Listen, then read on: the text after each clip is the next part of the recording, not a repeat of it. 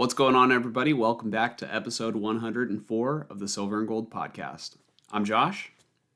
And I'm Mike. Wow, look at Mike, handsome as ever. Mike, you seem like you're in a good mood today. The Raiders must have finally gotten a quarterback, right? Yeah, I also literally last second decided to pour myself a little something extra.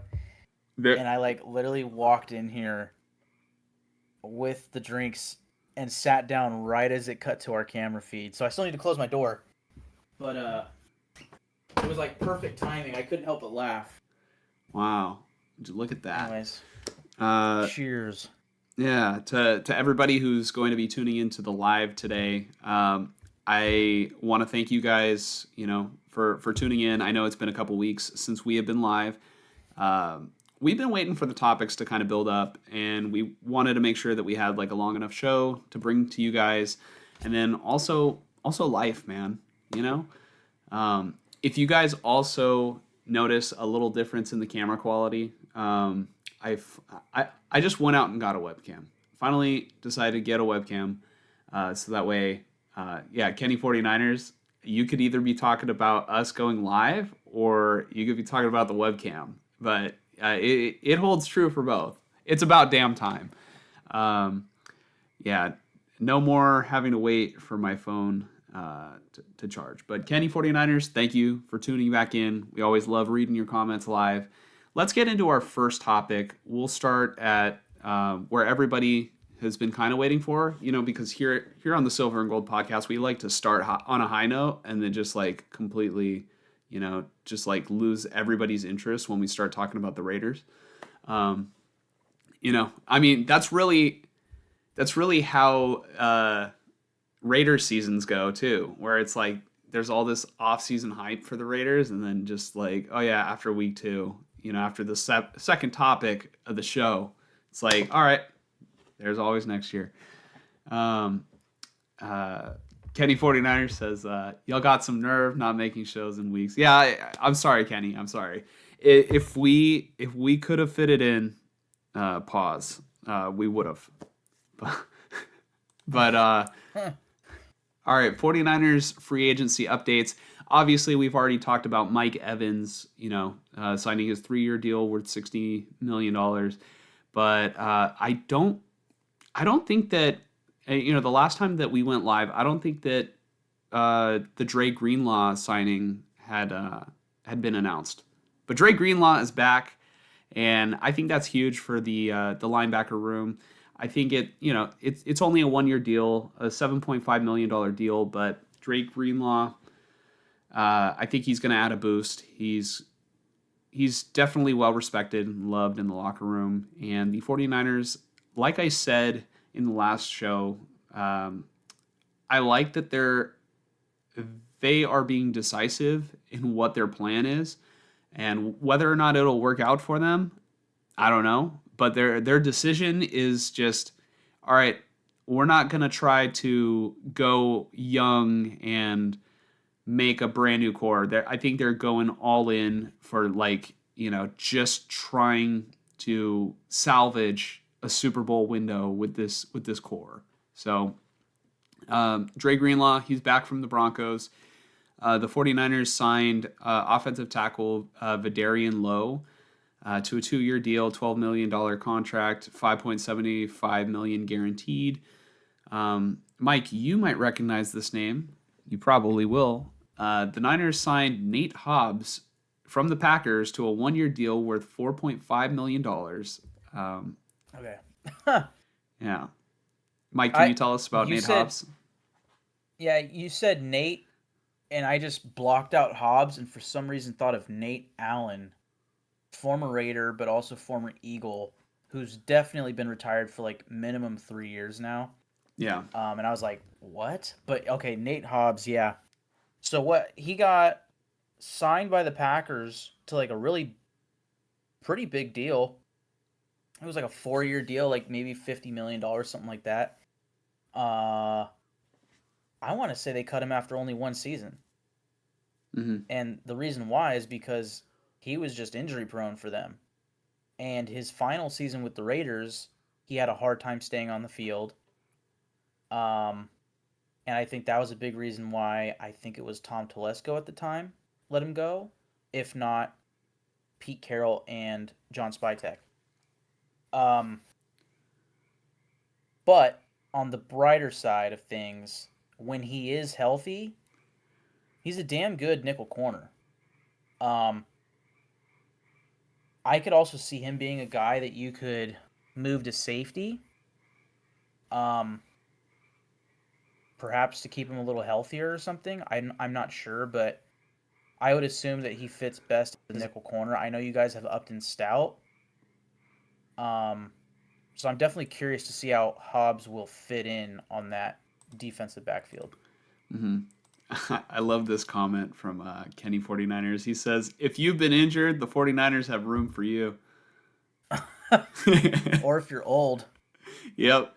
So Oh, Mike man. Evans, come on down. Mike Evans, come on down. Dre Greenlaw, come on back. Yeah, so Nate Hobbs, former Raider, former Packer, now 49er. Wide receiver Christian Kirk, we might have mentioned it in the last show, but I like this signing too because, I feel like it gives like it's not the best wide receiver that they could have signed, but I feel like he offers a different skill set from Mike Evans. So you're probably going to get Mike Evans at the X. You're going to get either Ricky Pearsall or Christian Kirk. One of them is going to be in the slot, and the other one's going to be the Y. So I do like them mixing it up. It's just like what are they going to add for depth, because Ricky Pearsall has not played a full season, and Mike Evans always misses time. And all right, I know Christian Kirk was injured a little bit last year. Tell me why, when I think of Christian Kirk, I think of Tank Dell and hit the nasty injury that he had last year. Obviously I because thought they you were were gonna say teammates. somebody else. Oh, no, no. Nick Bosa would be very happy if you're thinking who I'm thinking. I think the Kirk you're thinking of signed with the Raiders. I think he's signed with With God. nobody. Yeah, there you go. Or Damn it. yeah, Uh, Jesus. I'm so sorry. Yeah.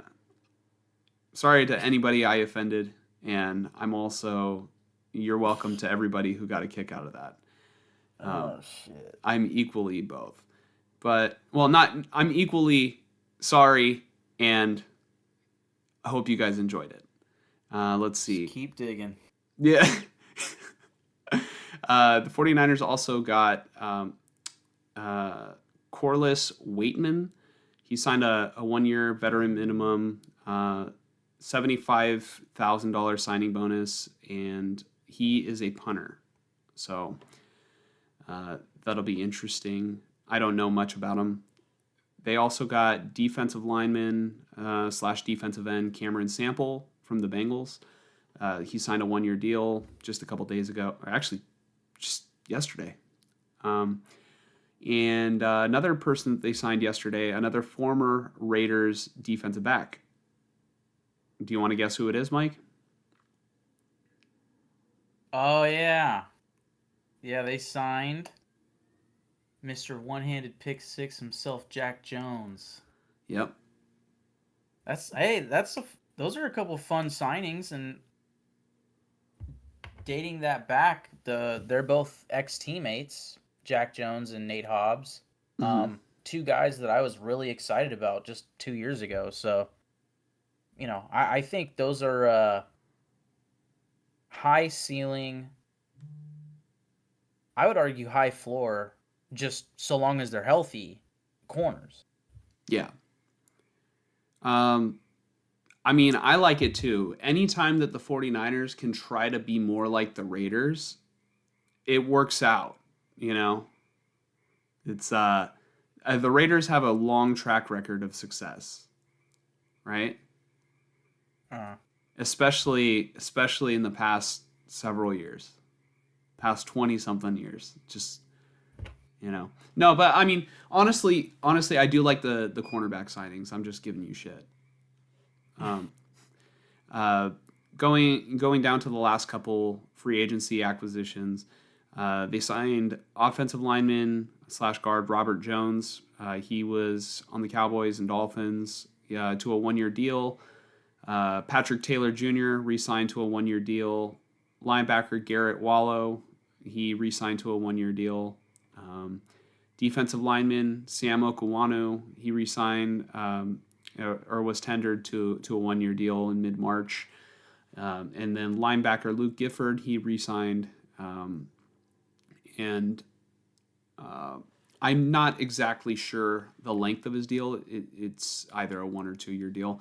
And then another free agency move that we have not talked about but has kind of been sitting for a couple weeks is the 49ers made a trade with the Cowboys. The 49ers sent their 2026 third round pick. It was number 92 overall for defensive lineman Osa Odigizua from the Cowboys. And so he's an edge rusher, and I think it's going to be good, especially since we're going to talk about one of the departures. One of them, spoiler alert, being an edge rusher. So the 49ers had to do something opposite Nick Bosa, and then Mykel Williams. Well, Williams and Nick Bosa coming back from their ACL injuries together. Like Kenny 49ers says, he said, if you've been injured, the Niners have room for you. But Osa Odigizua, I think he's still pretty young, and from what I hear, he's shown a lot of good promise. So I'm not going to pretend to be an expert on him, but I think that the Niners are looking in the right areas, position wise, to improve the team. Mike, do you have any thoughts on Odigizua, or you're kind of in the same boat as me? Yeah, I didn't really know much about him going into this trade. I think he was kind of on the trade block for a while from the sounds of it, but not necessarily to say that in a negative way. It sounds like he's pretty solid at applying pressure, which is what you want from a pass rushing defensive tackle. And on a defensive line that was lacking in pass rush, I like this move for the Niners. Mm-hmm. It feels to me like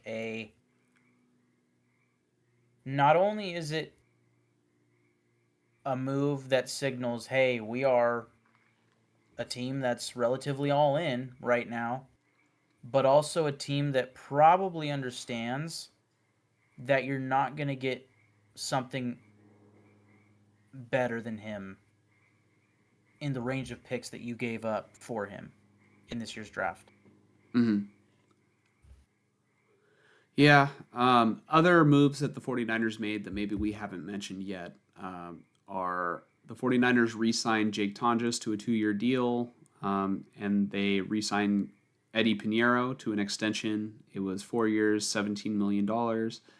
I'm very happy that he's going to be back because he was money.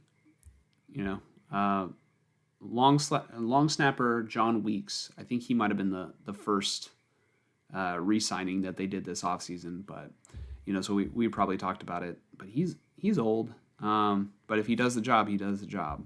So all right, now we can start to talk about departures because I kind of alluded to one of them already. So defensive end Bryce Huff literally retired right after the last episode that we did, where I said, oh, the Niners still have Bryce Huff opposite Nick Bosa, so he just decided he hates Mike and he hates Josh, and he absolutely despises the Silver and Gold podcast. So Bryce Huff, you know what? Come on the show. Tell us why you don't like us. All right? Yeah, I'm pretty sure that he retired. I did, for whatever reason, I think on my notes it says released, but I'm pretty sure he retired. Let me double check that. I'm positive he retired. All right, Mike's positive for his opinion, not for anything else. Wide receiver Kendrick Bourne, he's not coming back. He signed with the Arizona Cardinals, so he will come back once a year. to play against us, and we will be visiting his new home once a year. Sky Moore, he also is leaving. He signed with the Green Bay Packers, and running back Brian Robinson Jr. wanted to be the secondary B. Robinson on his team. He signed with the Falcons. So that way, whenever Bijan is off the field, they still have a Robinson in the backfield. They are very different players. So be wise when you're choosing B. Robinson, Atlanta Falcons running back during draft season, everybody. When you put it on your draft board, there's no going back. Mike, what would we do in our league? Somebody puts the wrong B. Robinson. What are we doing? I think we'd give them like 10 seconds to go, oh shit, and then we would undo it. But also, like, if we're doing a physical draft board like last year, like, there's no excuse. I'd say we fix it. I know everybody's Yeah, gonna be like, we would oh fix it. no, he gets Brian Robinson, but no, we would fix it. We'd fix it. But Yeah. not everybody is as forgiving as Mike and I. Mike and I run a democracy, and not everybody in our league appreciates that. Another departure is defensive tackle Jordan Elliott. I think that he signed with. All right, let me double check. Where did Jordan Elliott sign? He signed a 2-year, $8 million contract with the Tennessee Titans. So he went with Robert Saleh. Let's see. That's all I pretty much have for the free agency updates. Mike, are we ready to move on to what the Raiders. what the Raiders have done? Yeah. The ugly mess that they're trying to rebuild. Yes. All right, Mike, tell me what's going on with the Raiders. What have we missed in the past couple weeks that we haven't been able to talk about? Well, I was ready to talk mostly exclusively about Kirk Cousins, and I'm sure I mostly will. But I'm just looking back a bit more on the Raiders, how do you say, transactions. Okay, so last time we did the pod was like the 14th or something, and on the 12th, something like that, they signed Tyler Linderbaum, Quay Walker, Kwity Paye, Jalen Naylor. At some point, have they even officially signed? Oh yeah, okay, they did. Nakobe Dean, Malcolm Kuntz, all those guys. Eric Stokes they re-signed. They traded for Taron Johnson, so on and so forth, right? I think maybe after our podcast, they signed fullback Connor Hayward, who I believe was mostly a tight end with the Steelers. He's also the brother of Cam Hayward? Cam Hayward, thank you. I was like, Colton? Not Colton. No shit, it's not Colton. Yes, Cam Hayward, defensive tackle for the Steelers. I like it for a potential fullback. I knew that Kubiak wanted to get a fullback in play here, so signing Connor Hayward to a 2-year deal felt like a cool thing to do, considering who was available. They re-signed Thomas Booker at D tackle. I think that's a good depth re-signing. Guy that they gave up. Oh god damn, the corner. I'm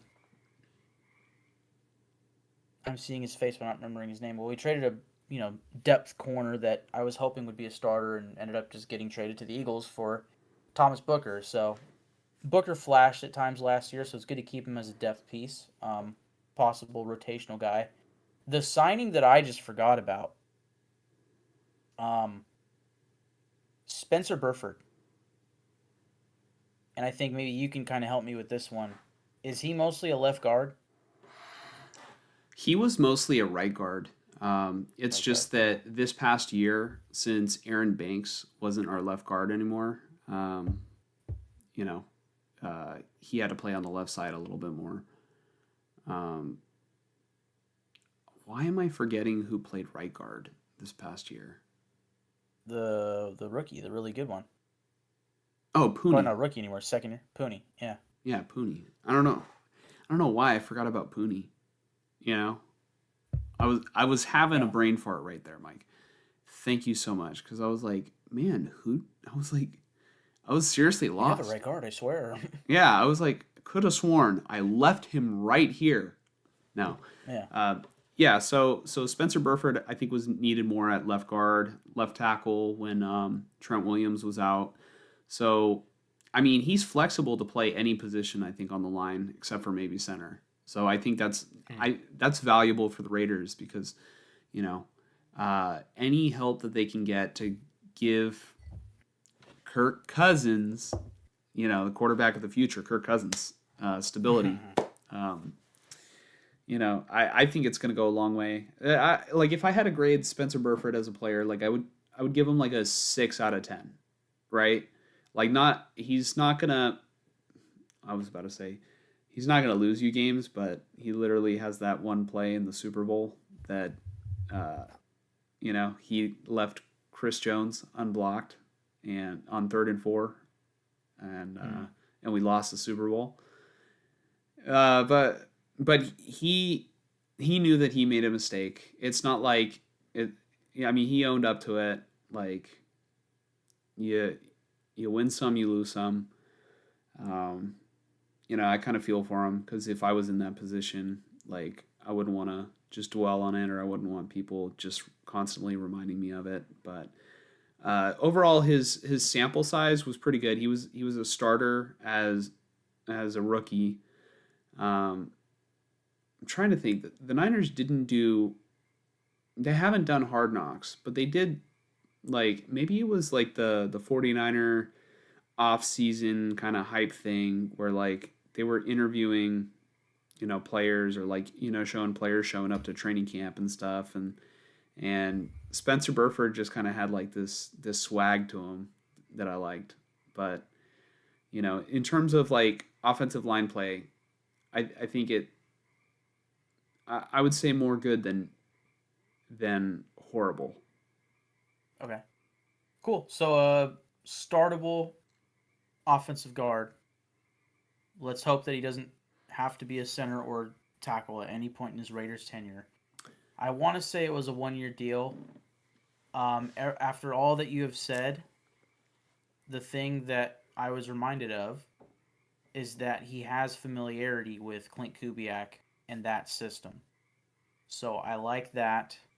Um, they needed to get a guy, especially after losing Dylan Parham, I believe, to the Jets. Um, I think getting Spencer Burford to kind of have some insurance on this offensive line going into the draft, I really like that.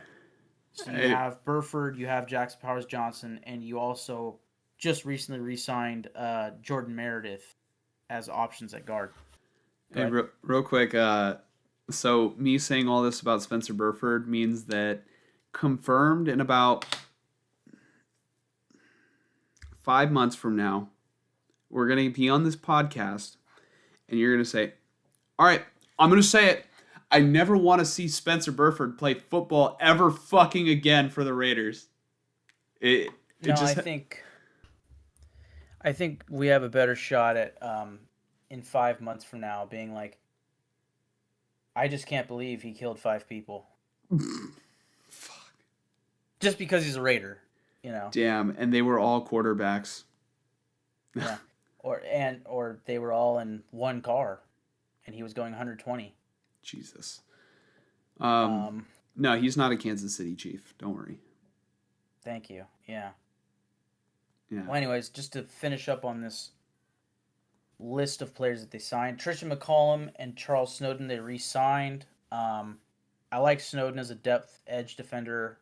Depending on if they draft one or two edge defenders this year, I could see him making the team again. And then Trisha McCollum, not a big fan of him, at least from the times that I've seen him on the field. I think even on special teams, I've kind of just gone, "What the fuck was that?"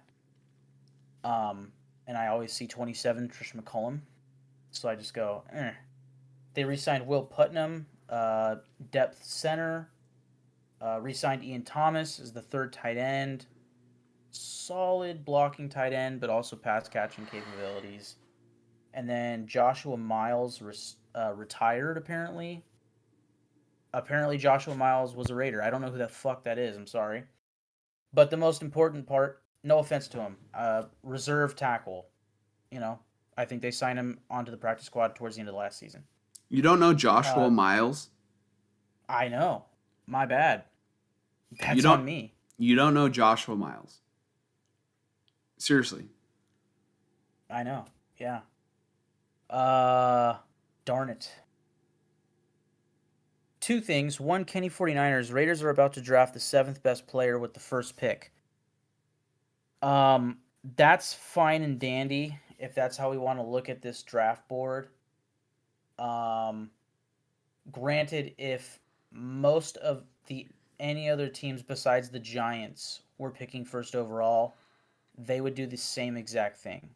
So if the Jets were at this pick, if the Cardinals were at this pick, if the Browns were at this pick, um, if the Titan, no, not the Titans because they have Cam Ward, but any team that doesn't have an active either franchise or highly touted quarterback on the roster high up in this draft, if they were picking first overall, they would be picking Fernando Mendoza first overall.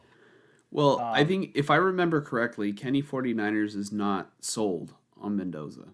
If I remember from like previous pods that we've done. Kenny, please correct me if I'm wrong. But Mike, wouldn't you just love it? The Raiders just decided, all right, Kirk Cousins, you're our quarterback of the future. You're plan A, plan B, and plan C. And the Raiders just like, you know, out of nowhere, Cleveland Farrell Jr. let's do it. No, it's funny because now Clint Kubiak, after being with Shanahan, can just be like, haha, I did it first. I got your guy. No. So, I mean, funny you said quarterback of the future. When Adam Schefter announced that the Raiders were signing Kirk Cousins, he announced it as a 5-year deal, and my heart sunk. I was like, oh, we're fucked. Um, Not because I thought, oh, wow, they're not going to draft Mendoza. Like, I knew for a fact, I'd say all of this month and most of March, like, they're going to draft Mendoza. Once they went, like, the first week of free agency without signing a quarterback, I was like, it's just not a question. They're drafting Mendoza. And that's how I would feel if I were the GM too. Like, it's just not a question. You earn this. You're not going to get this shot again, hopefully. You have to take the quarterback. That's just obvious. Um, but this entire process, I have felt like Kirk Cousins was kind of the one guy that made sense. Um, and he was still available, and they make this deal. And I Didn't really like the deal. didn't I say Kirk Cousins to the Raiders before he signed with the Falcons? I wouldn't remember. Maybe. Oh. Probably. If that was like right after Derek Carr, yeah. Because that was probably like the year he was the big ticket free agent, and then That Garoppolo was was just last out year. there. That was last year, Mike. No, The 2 years Falcons ago. barely. 2 years Okay, ago. that makes more sense. Yeah. Well, 2 years ago, I think that checks out for Garoppolo, right? Yeah, it was uh the Raiders. No, no, that was Gardner Minshew. Because 2 years ago was Antonio Pierce's first year as official head coach. The year before that was Josh McDaniels getting Garoppolo. Yeah, but Because last year was Pete Carroll. Year before that was AP. Year before that was Josh McDaniels' final year. yeah, and AP rolled in with I mean, he signed Gardner Minshew, but I feel like, we had discussed like who the Raiders should possibly get, and I think I mentioned Kirk Cousins. No, yeah, I'm not saying you didn't say that. No, Yeah, you I you really think are. I was trying to figure out the timing, but that checks out No, because you're in calling me a hindsight, if they liar. had, sorry, um, I didn't mean to say that out loud. If I did, no. Uh, This show's over. No, just yeah. oh, God, dude. Um, Well, anyways, who knows how that would have turned out because they would have paid him fucking 180 million apparently. I think that's what he got from the Falcons, dude. Um, which speaking of, part of this deal that the Raiders make with him a couple weeks ago, uh, 5-year deal, right? But really, it's a 1-year deal with like 4 option years. Um, and then year 2 has $10 million guaranteed at signing. So year 1, the Raiders are paying him 1.3 million. The Falcons are paying him 8.7, so that makes him in total $10 million this year 1 is just most of it's coming from the Falcons' previous deal. Then year 2, he will be cut because of the option years on his deal. They have to cut him by like day 3 of the season to void the options. But no matter what, he will make $10 million next year. For all I know, it actually might be a signing bonus right now, but I'm pretty sure he'll make it next year, I think. Regardless, he's basically getting $10 million a year these next 2 years, but next year he probably won't be on the Raiders. He'll be getting paid by the Raiders to play for another team. It's a very good deal for him. And then if he goes out there and he plays like a borderline Pro Bowler and he has the Raiders going to the playoffs, the Raiders might sit there and go, how do we say no to this when we just watched Sam Darnold do that with the Vikings a year ago and then go to the Seahawks and win the Super Bowl? You know, this option that they have to keep him for 4 more years, they signed it knowing that if he's good enough to warrant that option, it's a deal at that point. But the likelihood that that's going to be a deal is extremely fucking low. That being said, I feel like Kirk Cousins was playing very well down the stretch last year. Like Penix went down, and then like, all right, Penix went down. The Falcons were eliminated from the playoffs by like week 10 or something like that. They were like, what? Hold on, let me check. Let me check. They were like 1-7 or something like that, and they finished like 8-8 or something. Some crazy thing. Let me see. I don't know if it was that drastic, but I do remember him playing better towards the end of the season. I also do know that he was at that point now 2 years or maybe 1 full year, however you'd call it, removed from The the Achilles. Achilles tear. And that's a big deal. Or maybe it was 1 year removed and like he looked solid, and now this year will be 2 years removed and it's like, okay, that's doable, you know? Okay, Um I've got it here. yeah. So the Falcons, under Penix, right? Mhm. Uh, they lose week 1. So just count the losses, right?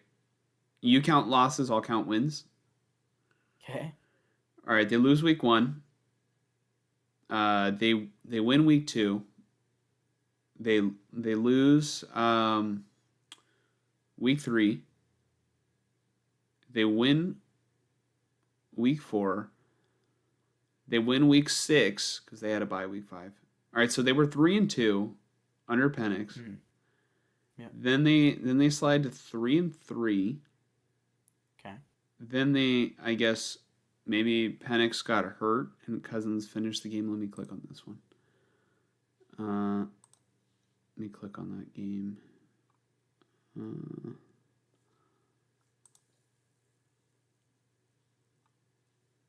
All right. I want player stats. Come on, give it to me.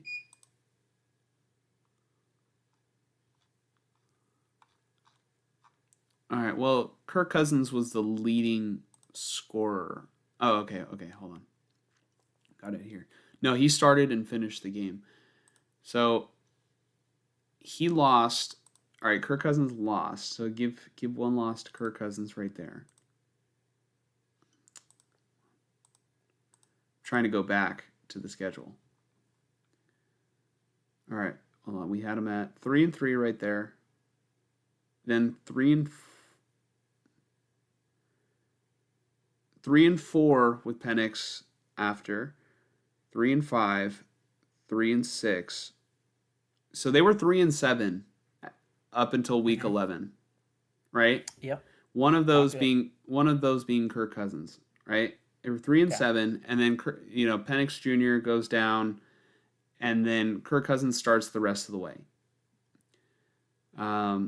They win. What did they finish? All right. You said they were 3-7. So how did they finish? They were 3-7. All right, 4-7, 4-8, 4-9, 5-9, 6-9, 7-9. They finished 8-9. So Wow. Kirk Yeah. Cousins out of the last 1, 2, 3, 4, 5, 6, 7. Out of the last 7 games, he went 5-2. Wow. He was 5-3 on the season. Cool. Yeah, I like the sound of that. Obviously, it's more than just a quarterback, sport, but he has always shown the capability to win games, especially under the right coaching. And uh, some of his best play has come under Clint Kubiak with the Vikings. Um, the last thing that I'll note on Kirk Cousins, just stepping away from the contract, and then I guess just a note on like the whole Falcons and how he finished the Falcons. I listened to his press conference. I gotta say, like sometimes the Raiders treat certain people or players like big, bigger than you might feel. So like they signed Kirk Cousins, and I was just like, yep, that makes total sense. Good, solid. Like good to have a veteran presence in there for Mendoza. Well, the Raiders are kind of treating this when they signed him and everything like, here's your starting quarterback. You know, not that they're not going to take Mendoza, but just like they gave him his own press conference. They didn't give Tyler Linderbaum his own press conference.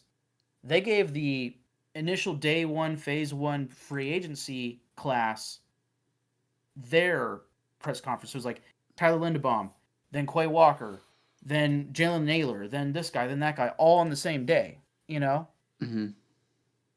Kirk Cousins got his own press conference, and then like NFL Network is talking to him, ESPN is talking to him live.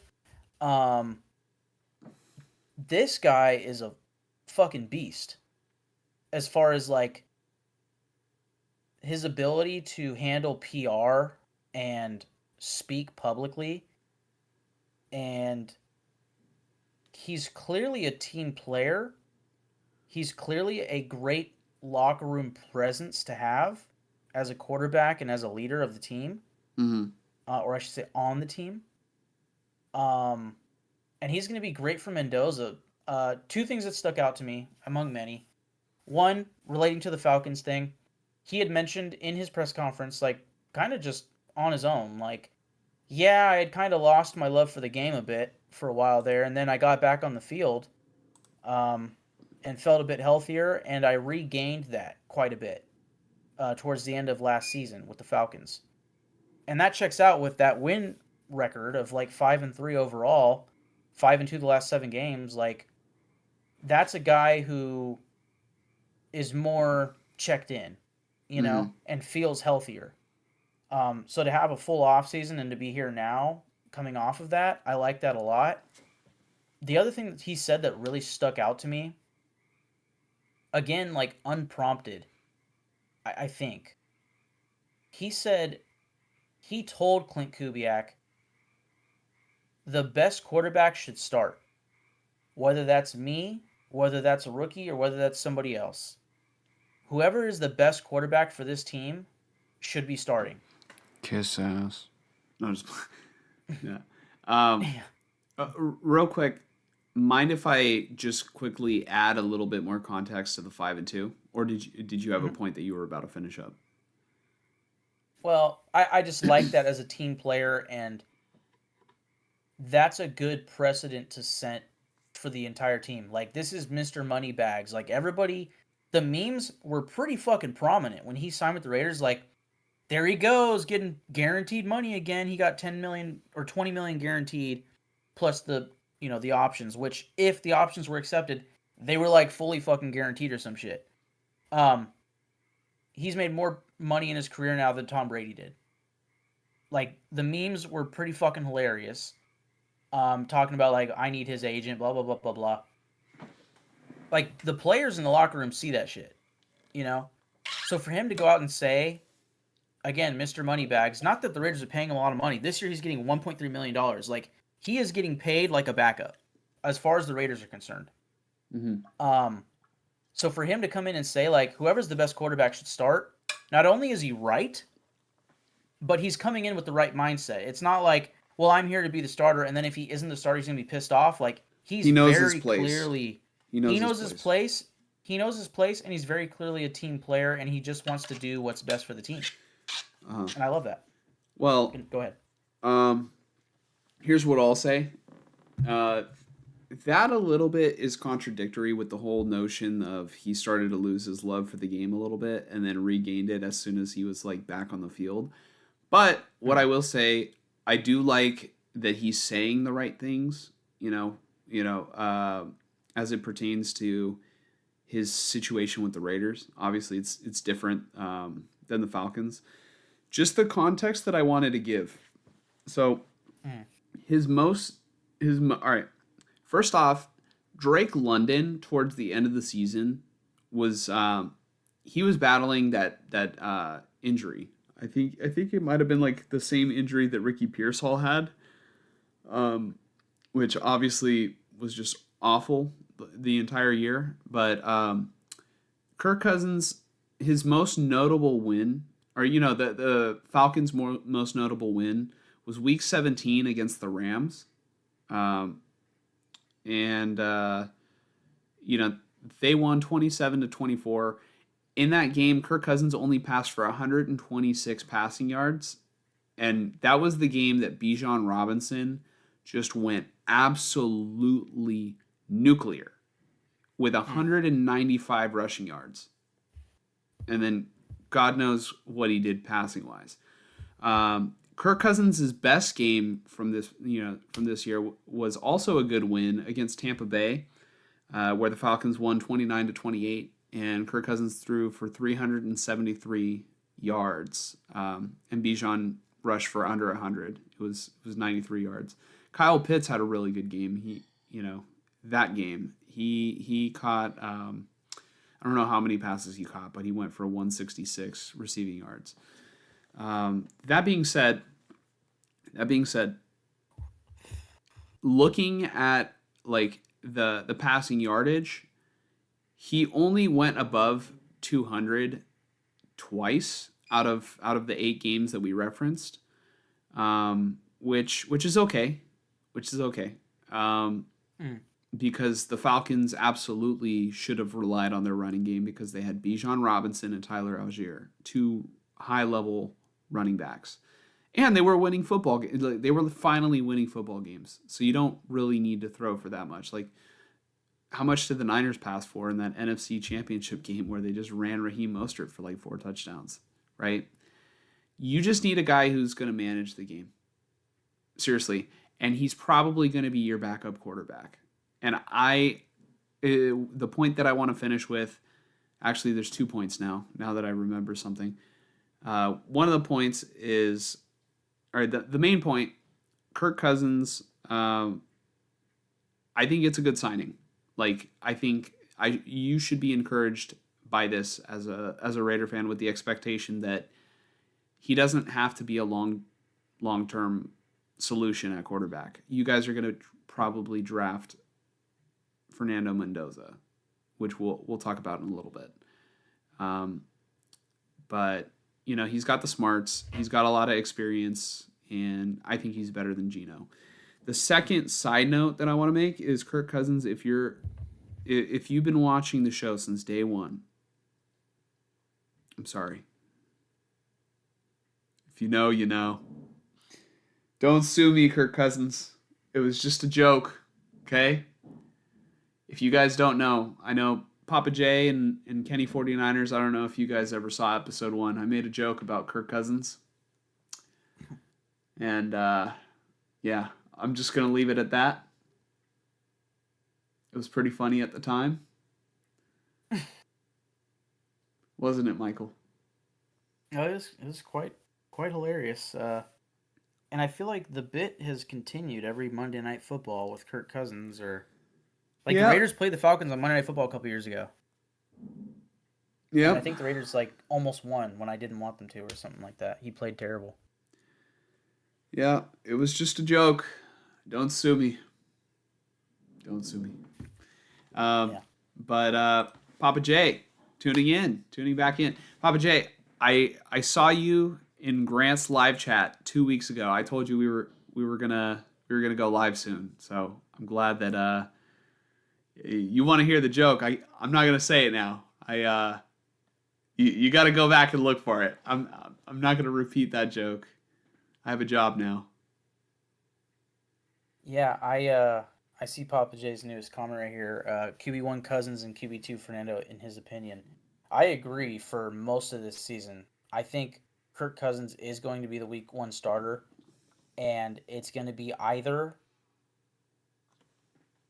Mendoza gets on the field because Kirk Cousins sucks, or Mendoza gets on the field because he's doing so goddamn well in practice.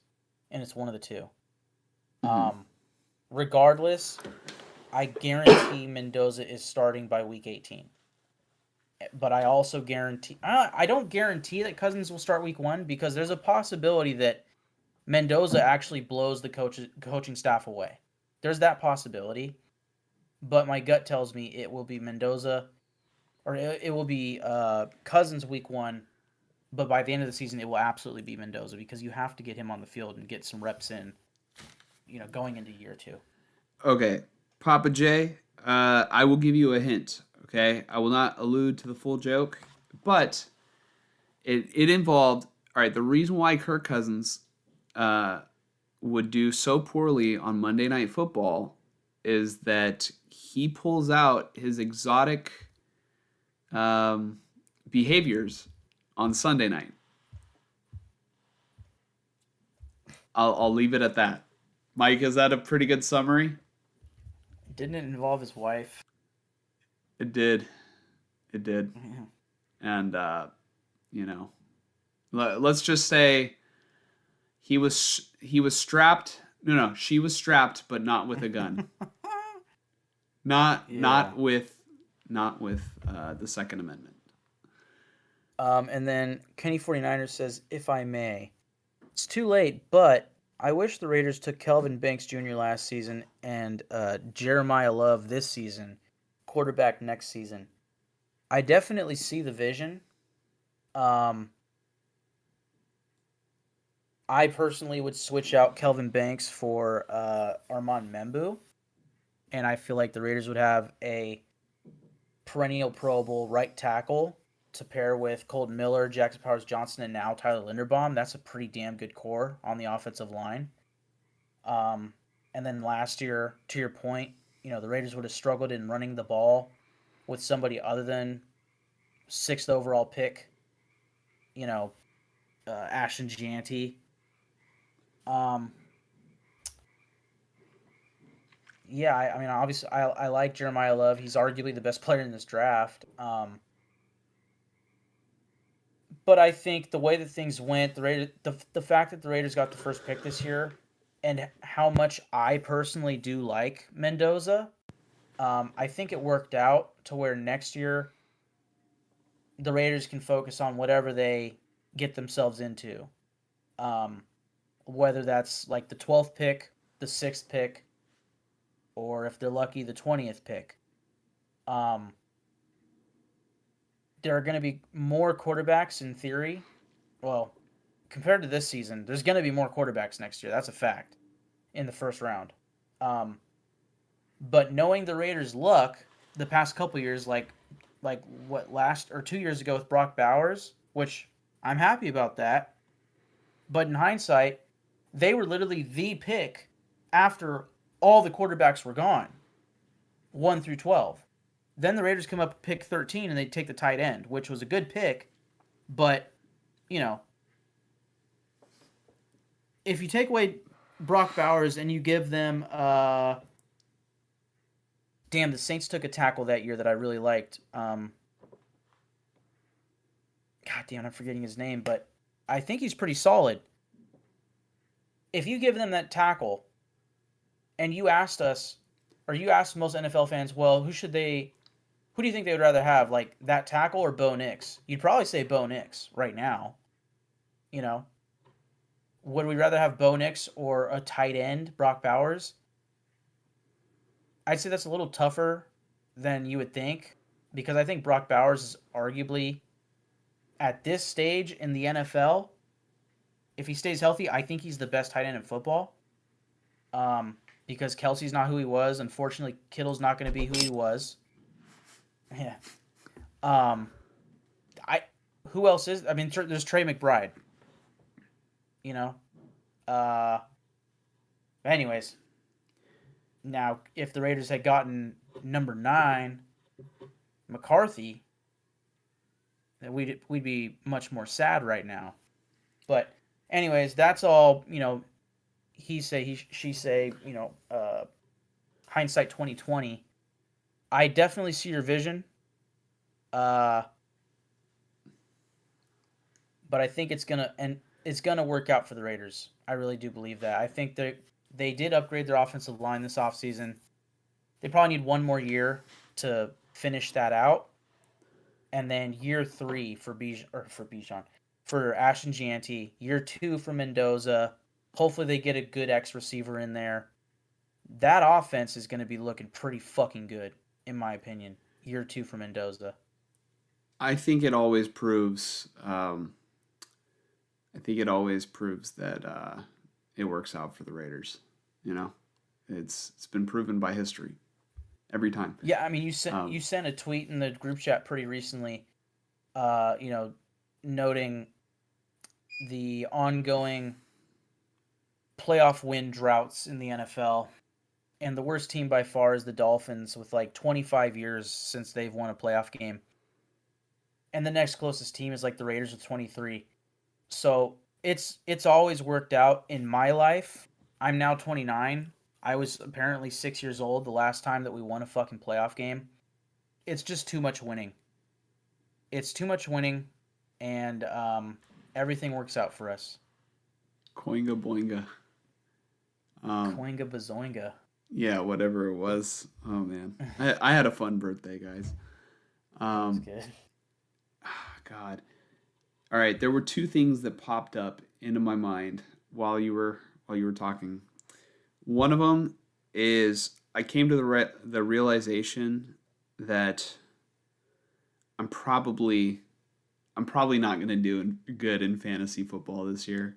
I'm not trying to reverse jinx it, but man, I need to get back into the swing of my notes. I've just been working so much. I haven't had time, but it's like I need to start hitting the bag, you know? I want to. God. Mike, what if that was my last one? I can't do this. If it's your last one, you have like minimum 3 years, but at this rate, probably 26 years until somebody's going to catch up to you. So I think you're good. No, dude. I want to win. I want to win again. Yeah. Too much winning. I don't blame you. No, also, you guys are cracking me up in the comments. I don't know if you've read any of these, Mike, but you know, Papa J said, so what you're saying is that he took one for the team. And so what I was saying is that my joking theory was that he consistently was taking one for the team, which would explain why he performed poorly on Monday night.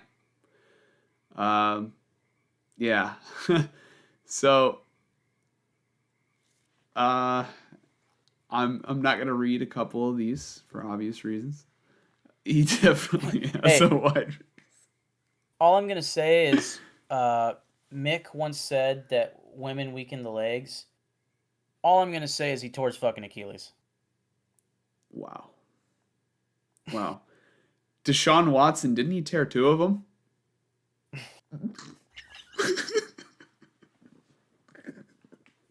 He tore it back to back. That's not a happy ending. Oh, shit. Oh man. We're having a good episode tonight. Oh shit. That was pretty good. Oh man. Oh god. All right, let's get Oh shit. All right. Well, okay. That's a good segue. What we were talking Hey. about before that. Oh my God. Bull Stitch. Guess what happened to Mike? Guess...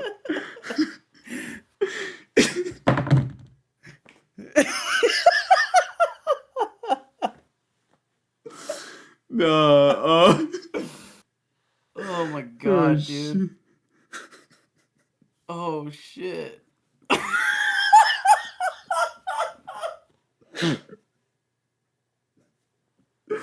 Oh shit. Oh. All right. That was good. I was gonna say you'll never guess what just happened to Mike Vrabel. Oh, Oh, fuck, dude. Oh shit. Yeah, I'm curious if he's gonna get penalized at all for what's been going on there. Yeah, whatever he does, I don't recommend that he does any lower body exercises. Just Yeah. for safety reasons. Okay, so what I was gonna say is a good segue to our next topic. It's gonna leave a mark. Was you saying that you're not gonna be good this year in fantasy because you haven't been grinding on the notes like usual? I feel the exact same way, not only with fantasy, but more so with the NFL draft this year. Like last year, dude, I had a whole rankings thing and we were putting up pictures and I had like my guys list. And this year, it's just I haven't paid much attention, admittedly. And luckily for our viewers, you're not coming here for expert opinions on the draft. Okay? So take everything I say with a grain of salt. I'm mostly going to be relaying names that I have been put onto, but I have not watched many players. It's mostly just been, wow, I'm all in on Fernando Mendoza, and I like a lot of these Indiana players. And I've heard a couple other names like Jeremiah Love, and I've seen like that 2 yard goal line run from a year ago that was fucking amazing. But other than that, I haven't seen much of Jeremiah Love.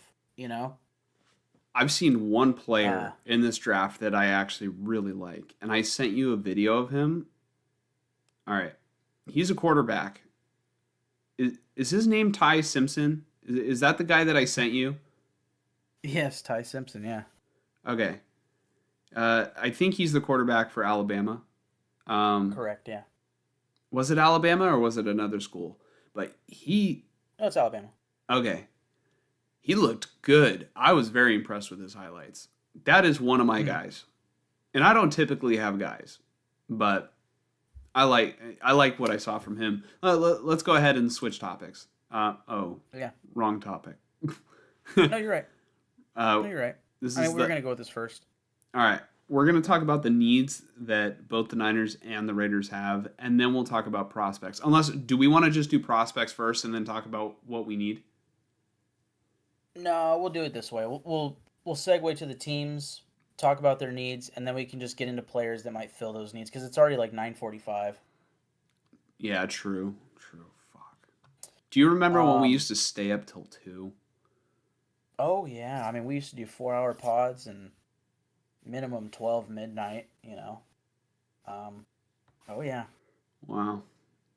Now we're to Kenny 49ers points, a ton of mid players except for like 7 to 8 guys.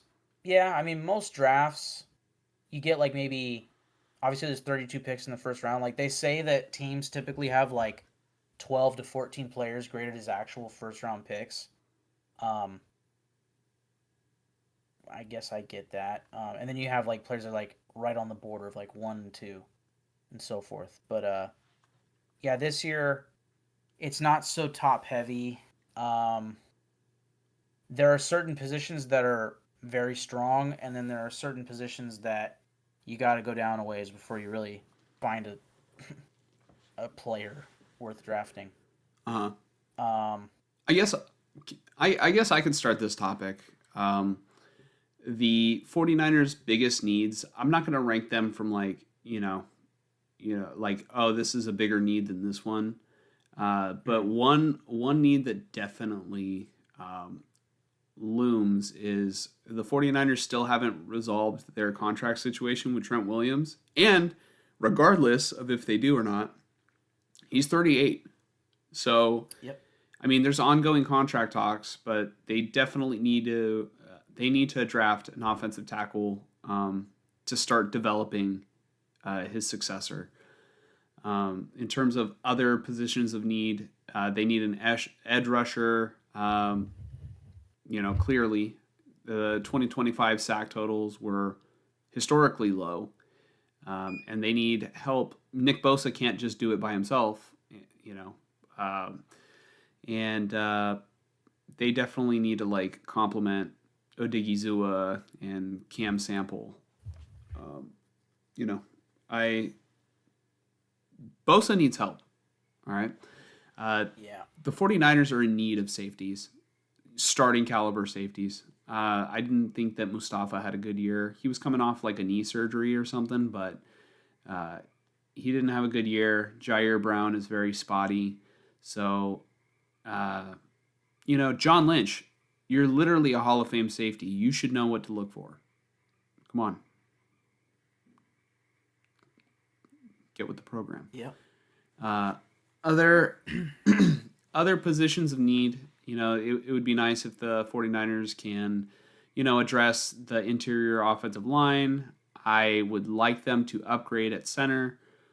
They need wide receiver depth behind Mike Evans, Christian Kirk, and Ricky Pearsall, because I don't know how long these guys are all going to be on the field together. They're going to need people subbing in and out, and I don't even know what's going on with Juwan Jennings. We didn't mention him in the free agency thing, but like I don't even think he's signed to any teams yet. Um, and other than that, I'd say they absolutely should. I mean, they've kind of given themselves enough needs to where they can kind of take best player available, but they don't. The Niners don't typically do that. I feel like the only time that they've ever done like best player available is when they drafted Nick Bosa. Um, but typically they kind of go for scheme fit players over like talent. So it's going to be interesting. I don't anticipate that they're going to change their strategy, even though they probably should, because they have way too many misses in the first 3 rounds, and really they have more success with their later picks. And the 49ers in this draft only have picks exclusively in the first 4 rounds. So they have, their first round pick number 27. They've got their second round pick number 58. And then they've got 4 fourth round picks, 3 of them being compensatory. So they've got pick 127, 133, 138, and 139. I expect the 49ers to trade back, so that way they give themselves more flexibility to, fill positions of need. So I don't know. I think it'll be interesting, but that's how I kind of see the their needs shaping up. Mike, can you tell me about the Raiders' needs? Well, where do I start? No, I feel like there's a pretty solid like tier system as far as the Raiders needs. Like now that they signed Kirk Cousins, you could argue well their quarterback need isn't quite so big, but their need for a franchise quarterback is still the exact same as it was before they signed Kirk Cousins. That is the ultimate need. That is what it has always been ever since we started this podcast. It has been they need to find their franchise quarterback. It sure feels to me that they are right at the doorstep of doing so with the first overall pick and Fernando Mendoza sitting right there for them to take. After quarterback, nose tackle is a big need for this team. They need a guy that can fill in right in the center and stop the run and take up double teams and what have you. They need an X receiver, a true X receiver on this offense. You have Brock Bowers, you have Trey Tucker, you have like a big slot in Jack Besh. You have now Jalen Naylor, who can kind of fill out multiple spots, I'd say, on the offense at receiver, but he's not a true X, you know. I feel like if they were able to find an X receiver in this draft, their offense could do something this year. Whether it's Kirk Cousins or Mendoza, but more likely Kirk Cousins early on, you know, a veteran who has done this before, and again in a system that that he has history with. So yeah, I mean, if you get him a big X receiver to go with Bowers and Michael Mayer and Trey Tucker and Jalen Naylor and Jack Besh and Ashton Janty in the run game, I feel like this team can put up some points this year. And then additionally, man, if they could find an upgrade at safety, specifically free safety, a coverage safety, that would sure be nice. I suppose preferably a guy that could be a bit of a chess piece on the defense, you know, a guy that you could put at nickel and feel comfortable with, right? Especially in the sense of like if they were to say put 3 safeties on the field on a given play, like damn it, now I'm forgetting his name. Yeah, the X spot is wide open, Frank. I agree. Let's see. I'm gonna look at the roster really quick. I genuinely, I'm not even gonna lie to you guys. I hadn't looked at the Raiders roster since before free agency started, and I was looking at it while like you were talking about like the Niners free agency updates, and I was sitting here like, this is better than I thought. Like this team doesn't look that bad, and this is before the draft. And part of that is knowing that it's theoretically only going to get better, right? But I don't expect the playoffs. It always looks better than the last year. It almost always does. And it somehow always gets better. It's too much winning with this team. No, dude. I'll never forget. Like, it's literally like, it's hilarious. It's, you know, oh, I have optimism. And then it's get fucking Luke Getsy the hell out of town. Get Chip Kelly out of town. Like, dude, I never want to see Jimmy Garoppolo again. Pete Carroll needs to be put in a home. Yeah. His son ought to be shot. Just kidding. Well, you did feel that way. You did say it. Practically, yeah. Metaphorically. Okay, so Jeremy Chin is our strong safety. If you were able to get a third starting caliber safety on this team through this draft, you can really play with the defensive backfield where you can have Jeremy Chin in the box. You can have Polamalu deep. You could have this rookie, you know, on the other side of Polamalu, or depending on the coverage that you're in. You also have Taron Johnson at nickel corner that they traded for from the Bills. Like, they have a lot of ways that they can maneuver the defensive backfield if they just get one more guy. And part of that reasoning that I say they should really go for safety is because I want to say both Polamalu and Jeremy Chin have 1 year left on their deals. So, are we going to completely revamp the safety backfield next year? Are we going to re-sign one of them, both of them? Polamalu wasn't exactly at his best last year, whereas Jeremy Chin is a guy that I really like. Um, so that's what leads me towards getting a free safety um, in this draft to sort of most likely be the successor to Isaiah Polamau. Also, they only have three safeties on the roster right now, and those two plus Tristan McCollum. So safety. Uh, I was looking at the Niners. Did you mention slot receiver for the Niners? I mentioned that either Pearsall or Christian Kirk Kirk. would be playing slot. But yeah, Yeah. that is a. I mean, really, all their receiver positions are going to be a position of need in this draft. Yeah. Whether it's depth or, It's going to be I depth. mean, It's going to be depth. it's going to be depth, but I would keep an eye on that slot spot specifically. Um, if the Niners get to their pick, and I guess this would be a good point where like we're actually talking about the prospects. But I'll just spoil this thought that I have right now for the Niners. I think offensive line makes a lot of sense for your first round pick. In part because of Trent Williams, in part because I think you have a pretty glaring need at left guard. Um, I also think safety makes a lot of sense, specifically due to the players that are available right when you're picking, right?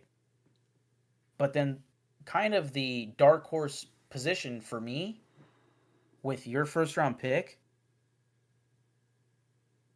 two dark horse choices. One,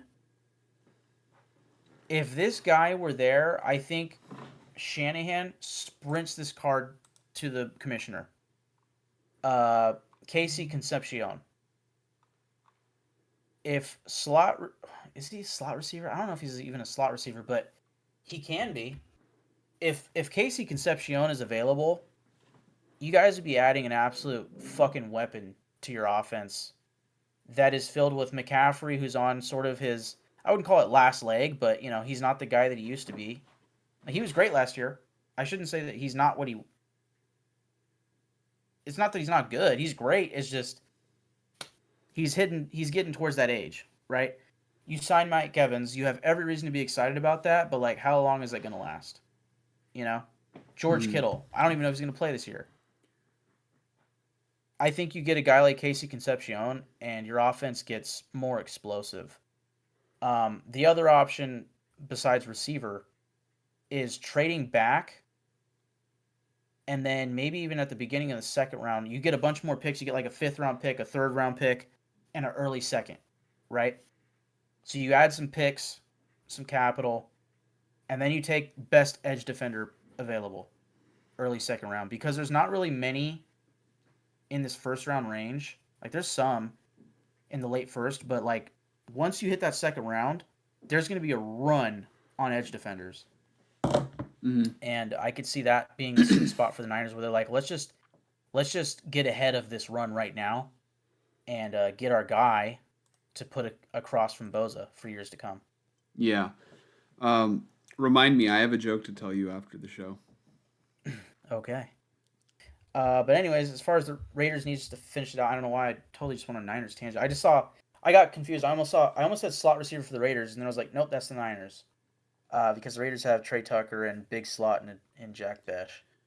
Um, Offensive line, specifically right tackle, for the Raiders. I think they could use a right tackle to compete with Delmar Glaze. Um, I'm feeling pretty damn good about their guards and their interior compared to when, going in to this offseason, right? You get Tyler Linderbaum, center is just, we're good. Jackson Powers Johnson fills in one of those guard spots, and then your other guard spot is going to be either Burford, um, oh my goodness, sorry, Jordan Meredith or Charles Grant. Or not, sorry, Caleb Rogers. Charles Grant will be the backup left tackle and the swing tackle, and then you have DJ Glaze at right tackle. I think they need one more right tackle to compete with him, and then that right tackle could also possibly compete at right or left guard, probably right guard. Um, that would be solid. Um, and then additionally, The Raiders can always use a corner. I think opposite Eric Stokes, it's wide open. And then running back, we are in desperate need of a backup running back behind Ashton Janty. And then also kicker. The Raiders did let Daniel Carlson go. I don't think he signed with anybody. They did sign Matt Gay early on, who's been like on and off, but pretty solid. Um, but I could see them going for a kicker, whether undrafted or late round in this draft. That said, I'm ready to talk some prospects. All right. Let's go ahead and talk. Real quick, I did put out a poll, and it's, are the Raiders finally going to win some games? 50% said yes, 0% said no, and 50% said no, but yes to make Mike feel good. So thank you, whoever you are. You're doing your good deed to society. I hope that God blesses you. I will leave the poll up for a little bit longer, but let's go ahead and talk about the 2026 NFL Draft prospects. Mike, would you like to begin as our not so expert draft expert here at the Silver and Gold podcast? Yeah. This year, and I guess part of like that whole segue earlier, you were talking about like fantasy, and you're not gonna be good this year. You've been busy. I too have been fucking busy lately. Okay, just with life stuff and what have you. Um, and I have not paid attention to the NFL draft much. Like I said, I think part of that too though is the Raiders having the first overall pick. So it's kind of just been like, well, I know who they're taking. Why should I really get too invested in Jeremiah Love and this offensive lineman and Sonny Styles or Yeah. whatever corner? Like, I have no reason to be interested in any of these early first round players because I know we're not going to get them. You know, um, it's just Mendoza or bust, and then I'm really hoping for best player available second round and on. I can see just for the Raiders here. Like I already kind of gave my sort of perspective on the Niners first pick. We'll probably talk about it again, but um, I can also see the Raiders trading back in that 36th overall pick, where it's that the fourth pick of the second round or third pick or whatever. That's a valuable pick. And the Raiders last year with Spytech, they traded back twice before they took Jack Besh, and they picked up a bunch of extra third round picks and like a fourth round pick. In doing so, I think the Raiders have like 10 or 11 picks this year. We have really, damn it, I had it and then it just like deloaded. Hold on. Let me find this.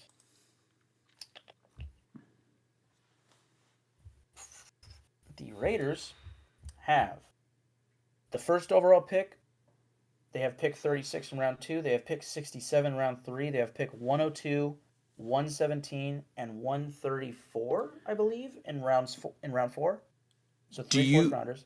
Do you know how lucky that you are to have pick number 67 in this year's draft? Too much winning.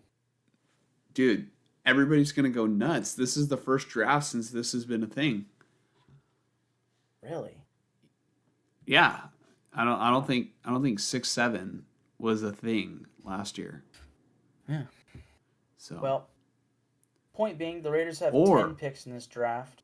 Or with the Raiders' luck, In-N-Out has banned the number 67 from In-N-Out, so maybe the Raiders will just lose a draft pick. Yeah, hey, that'd be great. I mean, why make the Patriots pay for Mike Vrabel doing whatever Mike Vrabel was doing when you can just make the Raiders pay for it? Exactly. That makes total sense. Well, I'll just go kind of position by position. Spoiler alert, as a Raider fan, no offense, I just don't give a flying fuck about the tight ends this year. They actually it sounds like they have a good tight end class in this year's draft class, highlighted by Kenyon Sadiq from Oregon. More of your athletic type tight end. Um, but the Raiders have Brock Bowers. Could the Niners go for a guy like Sadiq? Sure, but in a win now window. Here's something I thought about. This is a kind of a little tangent for a second, but just on the topic of tight ends, okay? The Niners should absolutely trade back at some point and pick up a few extra picks in this draft, right? Yes. I want to say those fourth round picks that you guys are going to be sitting on in this year's draft, that's going to be a sweet spot for some of the like depth tight ends that might be able to progress into quality starters in the NFL. I could absolutely see the Niners taking a tight end in this year's draft. I'd argue they should. I think most people probably would. Mm-hmm. But there's a free agent that's available at tight end that blew my mind because I was convinced that he was signed to a new team. I saw a video from Taylor Lewan busting with the boys, and it was like a video of him dapping up this player. And from far away, I saw this player, and like the caption is just like absolute unit. And at first I was like, is that an offensive lineman? And I was like, no, maybe a linebacker. Oh shit, that's David Njoku. I thought he signed somewhere because I knew that he was a free agent, and I saw the reporting that he was not returning to the Browns. That would be a hell of a signing for the Niners. Yeah. When I saw that video, like the first thing I thought was like, how is he not signed yet? Like this dude, like 2 years ago, was a stud. Sign him to a 1-year prove-it deal in this year where you're probably not going to have Kittle, and then you have what's the other tight end's name on the Niners roster? Tonjes. You have Tonjes in the if you need him. He played well last year, and then you could draft a rookie. Mm-hmm. And in theory, I think Kittle might be able to start on IR. And then that's 3 tight ends on the roster. Like, I think Njoku would be awesome on this offense with Mike Evans and McCaffrey. Man, if you can get him, that'd be great. No, I agree. I think Njoku would be a good signing. Yeah. That being said, where did Kyle Pitts go? He got franchise tagged and he just signed it. Okay. Yeah, he's gonna be catching passes from Tua. Yep. Yeah, we'll see about that. Okay, so quarterback, Fernando Mendoza. I don't really have to say much here. I'll probably say more in like our post-draft podcast, or I don't know if we're gonna try to do a pod on the night of the draft. Whoa, hey. Wow. I guess on the night of the draft. I'm getting nervous. I'm getting nervous about the draft, guys. On the night of the draft. Damn, dude. That was terrible. That was real bad. As Pia would say. Yeah. Dude, are we gonna try to do a pod the night of the draft? We'll try. We won't make the first pick. If the Niners, we could probably make the Niners pick. Yeah, if the Niners, if there's still time, and I get home at a good time, we'll see. We're probably not going to make the first one. Yeah, I mean, we can either do that, or we could just wait until after the draft is all said and done. No, that'll be too late. The following Tuesday. Oh, okay. Yeah, maybe the following Tuesday, where we could just talk about everything in one pod. Maybe we'll see. Stay tuned, guys. Sorry. Yeah. But point being, I could say a lot about Mendoza right now, but I'm going to save it for later. Ty Simpson, a guy that you like, out of Alabama. A guy that Dan Orlovsky really likes. He's been hammering on the table that Ty Simpson is better for the Raiders than Mendoza, yada, yada, yada. Dude. Okay. Real quick, I just want to say, I haven't watched enough of Mendoza to really have an opinion one way or another, but I have seen highlights of Ty Simpson. I don't even know where he's projected, but I just feel like, man, if the Niners could get him to back up Brock Purdy, he literally reminds me of Brock Purdy, but like maybe Yeah. faster. Like he plays like Purdy, Right. and like he just plays electrically. Like I'm, where is he projected? I believe he's projected as high as like the 20s, like the Niners type pick, but most likely more towards the top of the second round.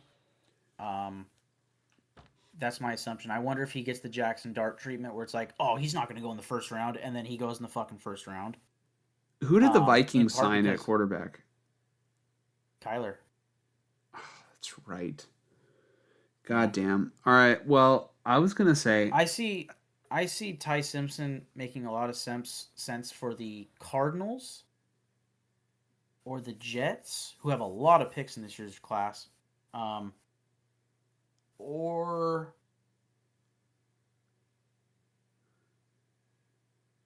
I mean, if they wanted to move on from McCarthy, I could see the Vikings because he would kind of match the Kyler Murray look and feel.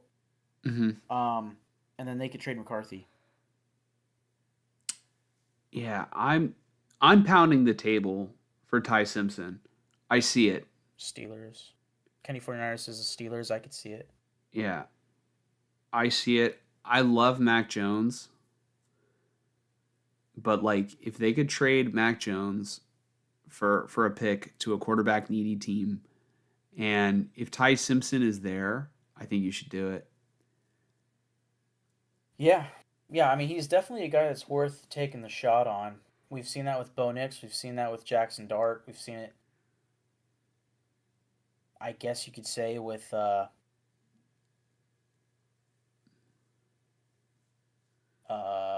Prime Sanders. Um, Um, hold on. Shador. Papa J says we got the Maple Missile. We don't need anyone else to back up Brock. The Maple Missile, is that one of the names of uh Kirk Cousins taking one for the team? Well, it sounds like he's probably talking about Curtis Rourke. I know he is. Um, I'm making a of stupid course, joke. of course, there's Mac Jones, but you know who else? Although they would have to trade back to do it, I think would be the Rams. But the Rams are in such a win now window where I feel like they would be smart to keep their what, like 11th or 13th overall pick and pick the best player available to just plug and play and have a stud, you know. What is the draft order? Hold on. 2026. I want to see this real quick. I want to like Yeah. visualize it. Okay. All right. Well, the way it's going to go, Raiders are going to take um, Mendoza. Jets arguably should take Ty Simpson. Am I crazy? Like, is that too high? Like, It's too high. Yeah. See too, that's the problem with like no offense. Like I do the same thing, especially for running backs, okay? It's very easy to fall in love with running backs because if you watch their highlights, they're the best fucking player on the field every play. uh huh. And if you watch a quarterback's highlights, it's like, holy fuck, he's evading pressure and he's throwing the best throws I've ever seen in my life. But he was not always so consistent, and neither was Mendoza. But I think the thing with Mendoza is that his team was not relying so heavily on Mendoza's, you know, arm. It was very much like when we need you, and when they needed him, he delivered. And then you watch him in the pro day and whatnot. It's like this dude's arm is great. And the thing that I love about Mendoza most of all is that he projects to me not only as a starting quarterback that's going to be a potential Pro Bowler, but more than that, he projects as a upper echelon, top tier locker room leader. for a franchise. Um, is he the highest ceiling quarterback prospect I've ever seen go first overall? Fuck no, not even close. Um, like the guy that I was thinking about today, comparing Mendoza, was Joe Burrow, and not in the sense that I think he's going to be Joe Burrow, but that they're very different prospects in the sense of uh,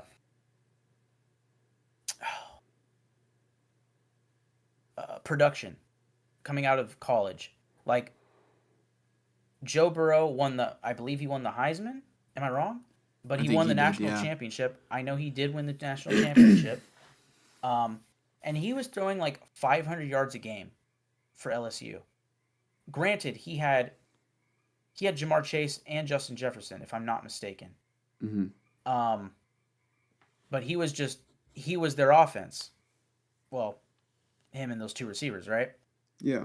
Whereas Mendoza, it was like they had an impeccable defense and an amazing run game. But if they were in third and long or goal to go, Mendoza delivered. The reason why I compare the two of them is because, in my opinion, Mendoza's a little bit more robotic, but like the accuracy, the back shoulder throws, and his capability like to throw it deep and accurately, like it matches up with Burrow. It's just that the production isn't there.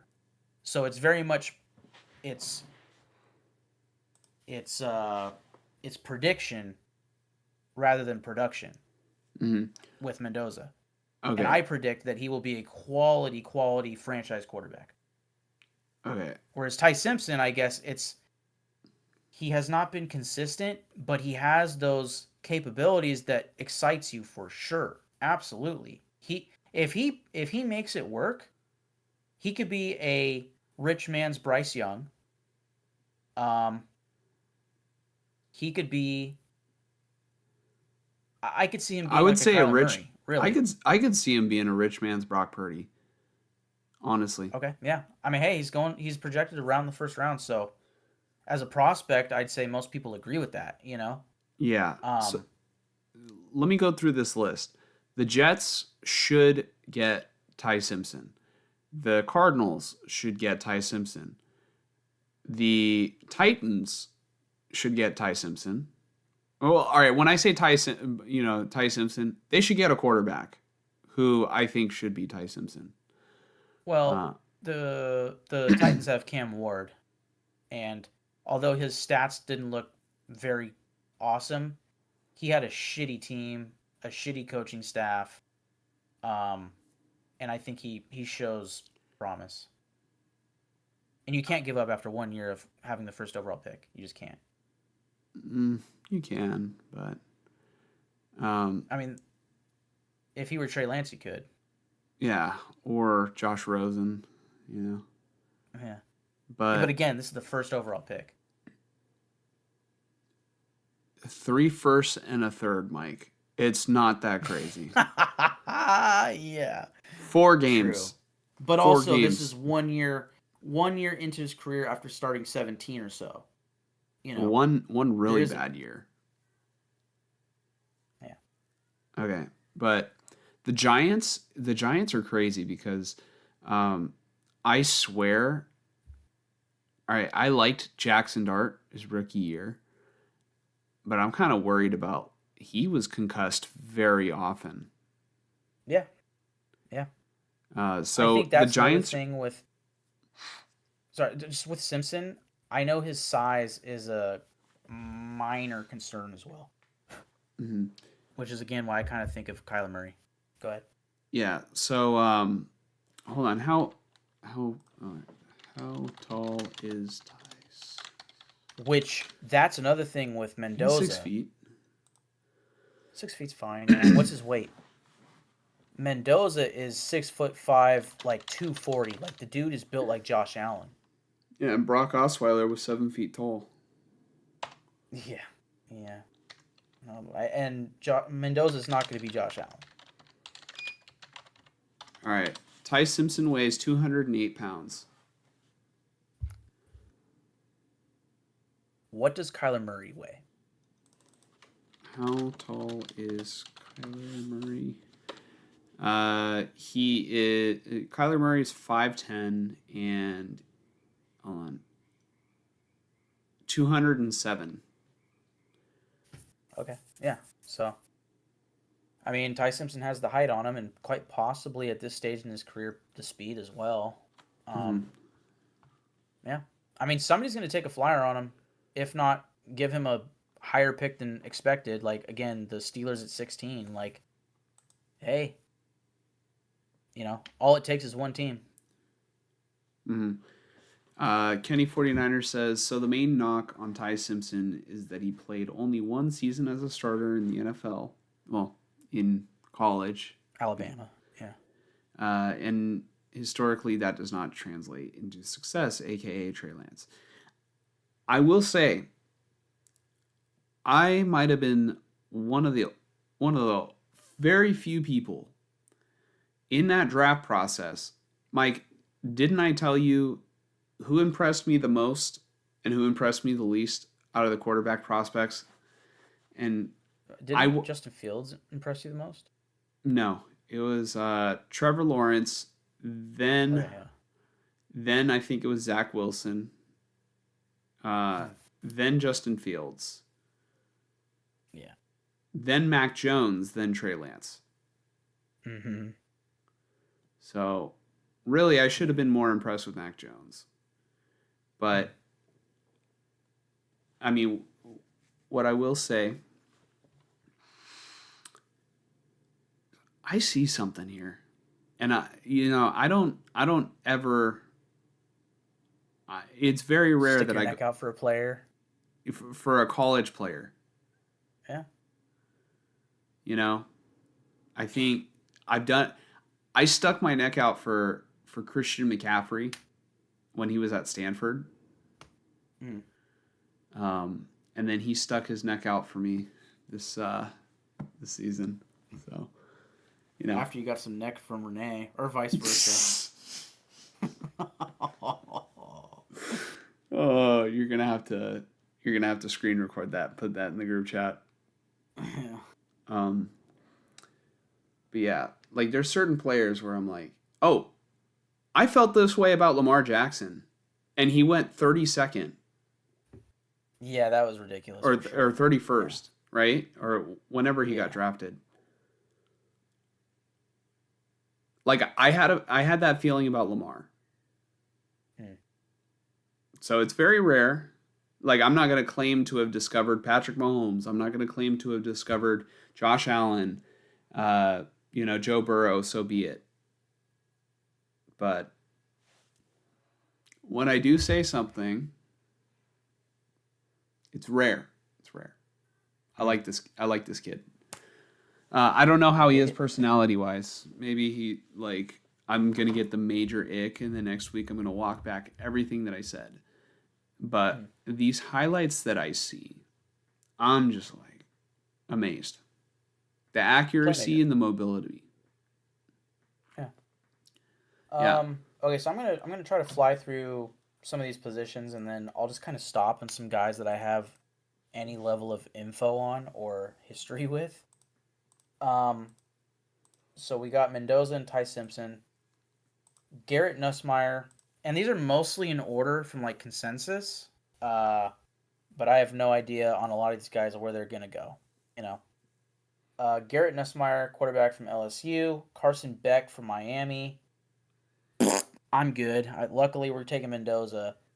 Cole Payton from North Dakota State, and then a guy who I would consider to be a sleeper in this draft, and who, if I'm not mistaken, coming out of the 2024 season, was projected to be a possible first overall pick prospect. Drew Aller from Penn State. This is a guy that I'm going to be watching closely. I'm not sticking my neck out like you are for Ty Simpson, and I'm definitely more intrigued by Simpson. But I think Drew Aller is a guy that can go to a team like, let's say, the Steelers, let's say the Vikings, or the Cardinals, or the Dolphins, and plays amazingly in the preseason, does amazing in training camp, and then just gets that one opportunity due to injury from a veteran and just takes over and becomes their starter. Um, I can absolutely see it for Drew Aller.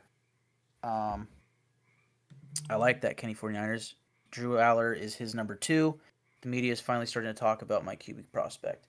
Yeah, I'm just confused on why he just went all the way down the board. Because I swear to God, a year ago, people were saying, like, yeah, next year, watch out for Drew Aller. Dude's going to be the first overall pick. And then Sounds Fernando familiar. goes from Cal to Indiana. And, we have the season that we had, right? Um, it's funny how things change in a year. But, 2024 tape doesn't go anywhere, you know? Some of these players, they have better tape in 2024 than 2025, and that's going to be taken into account, you know? So if Aller had a down year in 25, he still had 2024. Moving on to running back, and I might miss out on some guys. I might not name some guys. I also do have a small list of sleepers at the end of this, not including Drew Aller. I don't have many quarterbacks, so I just kept him in this list. But he would have been one of my sleepers. At running back, you have Jeremiah Love from Notre Dame. Another year, another generational running back prospect. Somebody's going to take him in the top 10, and we're going to be getting to know him very quickly in fantasy football this year. Who? Jeremiah Love, Notre Dame. Okay, He's, running he's back. going to be he's going to be probably the only running back in the first round this year, and he's going to be a top 10 pick. This is the guy that Kenny 49ers was talking about earlier, where the Raiders should have taken a tackle last year, take Jeremiah Love this year instead of Genty. Janty last year, and then next year take a quarterback because next year is supposed to be the big quarterback draft. But like I said, you can't guarantee that the Raiders would have the right spot to get the right quarterback because I remember 2 years ago sitting at 13th overall and just being like, oh, if only we could have the second or third pick and be able to take fucking Drake May or Jaden Daniels right now. Like, how amazing that would be for that franchise at the time. So, anyways, Jeremiah Love's running mate, Jadarian Price, also from Notre Dame, is arguably the RB2 in this class. But there are some people that like Mike Washington from Arkansas a bit more. Emmett Johnson from Nebraska is up there. Katrin Allen from Penn State. Joel Coleman from Washington. Kalen Black from Indiana. I could see this being a guy that makes sense for the Raiders. I believe he's met with the Raiders.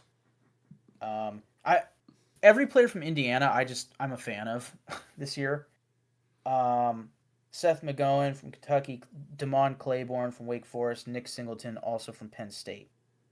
Moving on to receiver, at the top you have, again, this is consensus. There are people that will have like Casey Concepcion as their top receiver in this class. But I think pretty much the bona fide consensus top guy is Carnell Tate from Ohio State. That rhymed. I wanted to say another thing that rhymes with 8. I just ate. Yeah. Makai Lemon from USC. Sorry, I don't know what the fuck I'm doing. It's 10:30. Makai Lemon from USC. I'm pretty sure he's a pretty nice like end zone target. When the Raiders at one point had the 14th overall pick, this was a guy that people were talking about possibly taking.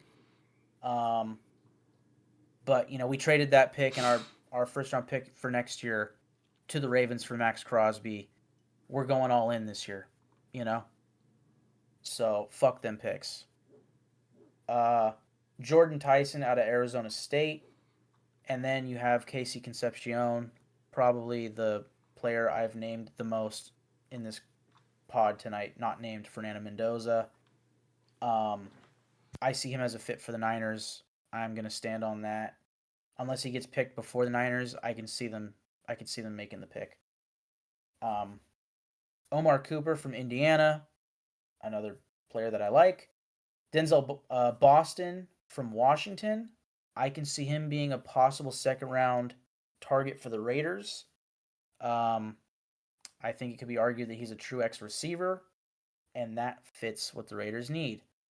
Also, Jeremy Bernard, kind of a funny first name, Jeremy. Um, Out of Alabama, I could see him being a fit for the Raiders. Another fit for the Niners, Antonio Williams, slot receiver from Clemson. Um, some would argue that he's an underrated receiver prospect in this class. He might go in the second to third round. Some people have him as like a top 7 receiver in this class. I mean, I have him at like what 1, 2, 3, 4, 5, 6, 7, 8, 8th overall at receiver. Some people have him above Jeremy Bernard, Denzel Boston, even Omar Cooper. Dejon Stribling from Ole Miss, Chris Bell from Louisville. Chris Bell's interesting. He kind of reminds me of like a modern Debo, a little bit taller. Very good on like slant routes and just like a one cut. Get him in the middle of the field running sideline to sideline and let him do the rest. He's not very much of like a juke them out type of guy. He's more of a breakaway guy. And Mike, I'm gonna blow your mind right now. Yes. You remember the season that Debo was hella good? Yeah, he was like offense. He should have been offensive player of the year or whatnot. Yeah. All right, you remember it, right? Oh yeah, crazy year. That was 5 years ago. Yeah, that checks. Yeah, that checks out. I don't know why I sounded like that. Isn't that My insane? outtakes tonight. That was half a decade ago. Yeah. Wow. Didn't that like it felt like it just happened? Feels like it was 3 years ago. Yeah. Yeah. 5? Yeah. Huh? What the fuck? It's crazy. Also, I remember us talking about Debo on the phone and saying, I remember asking you, like, isn't Debo a free agent or did he sign? And you were like, no, I think he's still on the Commanders. I just found out, like, yesterday that he is a free agent right now. Oh. So currently, Debo Samuel and Juwan Jennings, excuse me, are free agents. So, kind of in line with, like, the David Njoku to the Niners sort of idea. I could also see the Niners just going best player available, like best defender available in the first round, and then signing somebody like Debo, Jennings, or David Njoku when post draft their price might come down just a little bit. Um, and suddenly their offense just looks filled out. Debo and Jennings right now. Yeah, Oh man. that's great. 100% no. 100% no. I could definitely see Debo coming back, but again, like just old. Are you injured? Check yes. Okay, you're hired. Type players like Debo and Mike Evans is the dream receiver room from 5 years ago, literally. Mm-hmm. Yeah, man. Okay, Chris Bell, Skylar Bell from UConn, Ted Hurst from Georgia State, Jacoby Lane from USC, Chris Brazzell the second from Tennessee. I've seen him be as high as like a top 8 receiver. I've seen him be as low as like outside the top 15. Very weird player. Bryce Lance from North Dakota State. That's the brother of Trey Lance at receiver.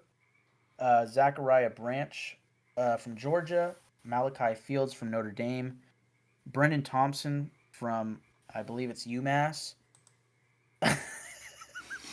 Debo weighs 315 pounds. That's great. Well, if Trent Williams retires, you can sign Debo. Yeah. And then again, another Indiana prospect, Elijah Surratt.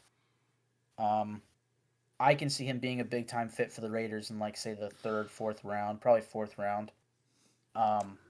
Again, out of Indiana, like you pair up Mendoza with one of his college receivers, that'd be great. Holy fuck, man. Kenny is on a roll. That is fucking awesome. He's killing us tonight, man. Debo has a disease called cheeseburger ass. Holy fuck, man. Oh, oh shit. Oh, that was probably the Holy best shit. one of the night.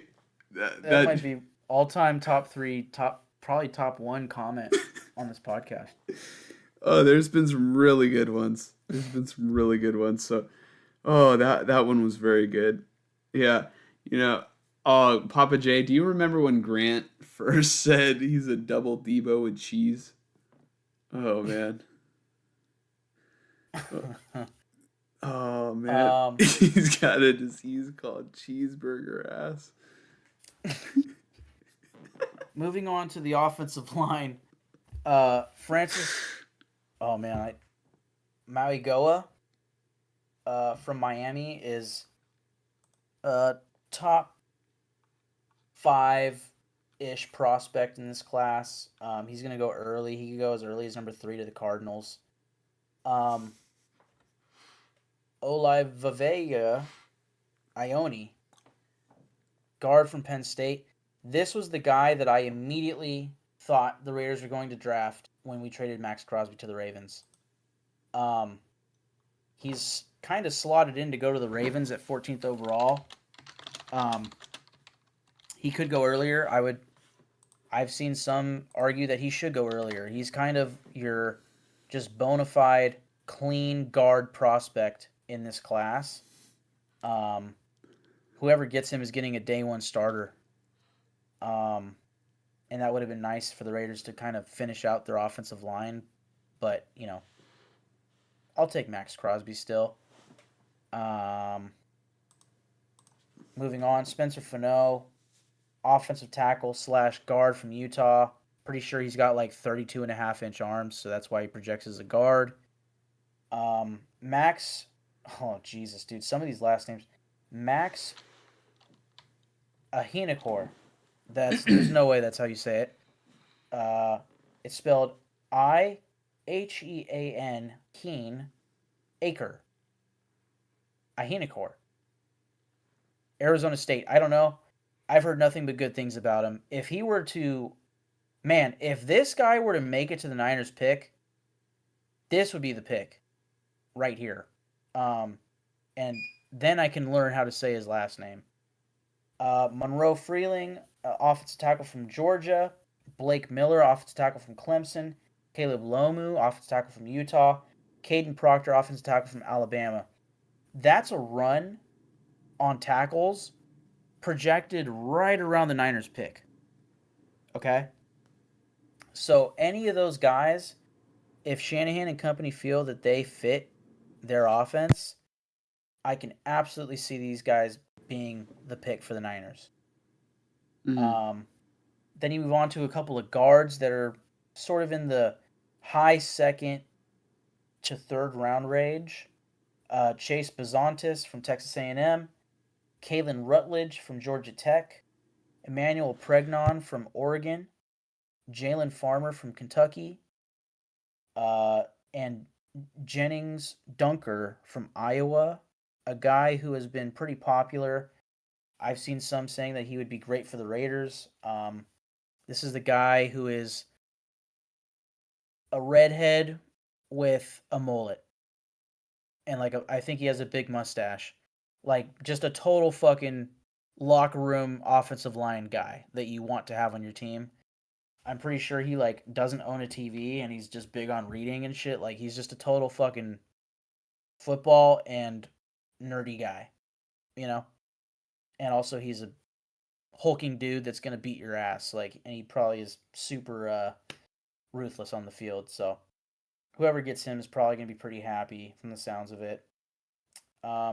And then if you're looking for a center in this draft, you're probably waiting until at least the third round.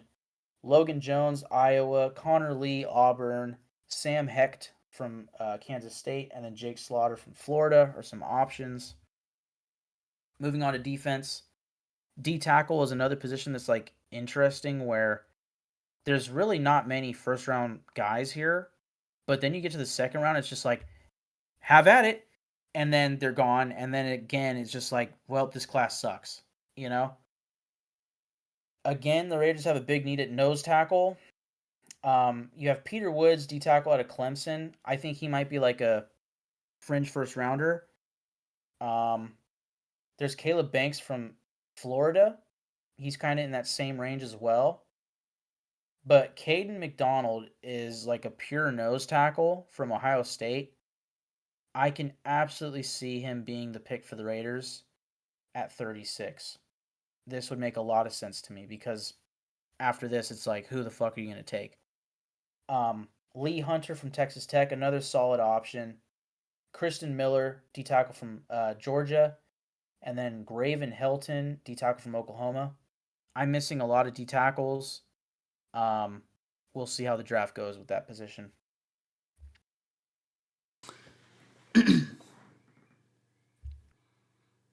On the edge, you have Arvell Reese from Ohio State, right at the top of the draft. Ruben Bain from Miami, another guy who's projected to go pretty high, although there's the story this week, like he was involved in a car crash a couple years ago that I believe it resulted in a death. But apparently NFL teams already knew about this, so it sounds like nothing's going to happen to him. He's a Chief. Yeah, oh, there you go. Makes total sense, honestly. Or an Eagle. David Bailey. Huh? Or a Philadelphia Eagle. Yeah, true. He'll just follow the Eagles. That's how they got Jalen Carter. David Bailey, Texas Tech. Those are the big three.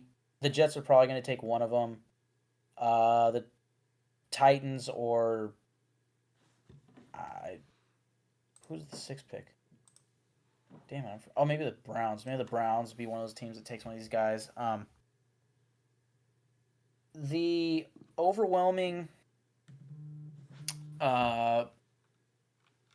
opinion on the edge class is you have that big three in the first round, and then it's just a bunch of guys that it's like, do you really want to take him in the first round? But then once you get to the second round, it's like, start to hit the run on edge defenders. Like, it's going to be edge defenders and D tackle, like, early on in the second round. Plus, like, receivers and corners, probably. And offensive linemen.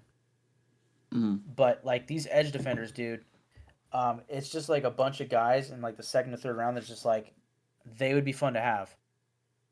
Mm-hmm. Keldrick Falk, Auburn. TJ Parker, Clemson. Gabe Yakas from Illinois. Malachi Lawrence from UCF.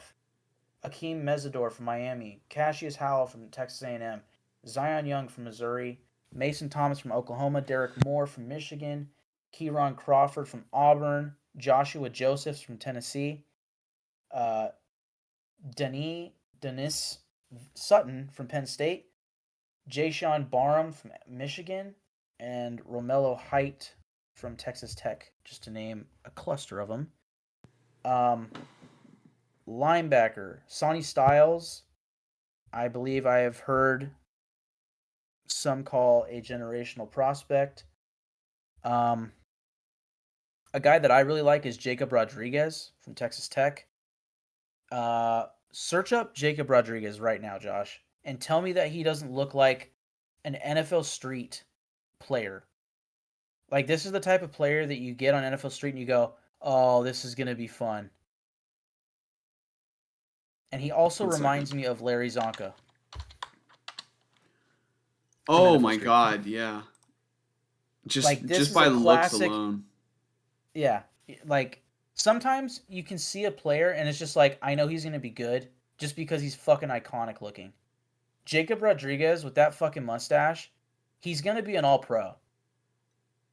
And that's the dumbest take I can give you, but like, he's really fucking good. I will say, probably a solid second round pick. God, I wish they still made NFL Street. Same graphics. I still hold out hope. Yeah. Same graphics. Don't even update the graphics. Yeah, no, I'm good. Same physics, or update the graphics. Just keep the physics of the first game.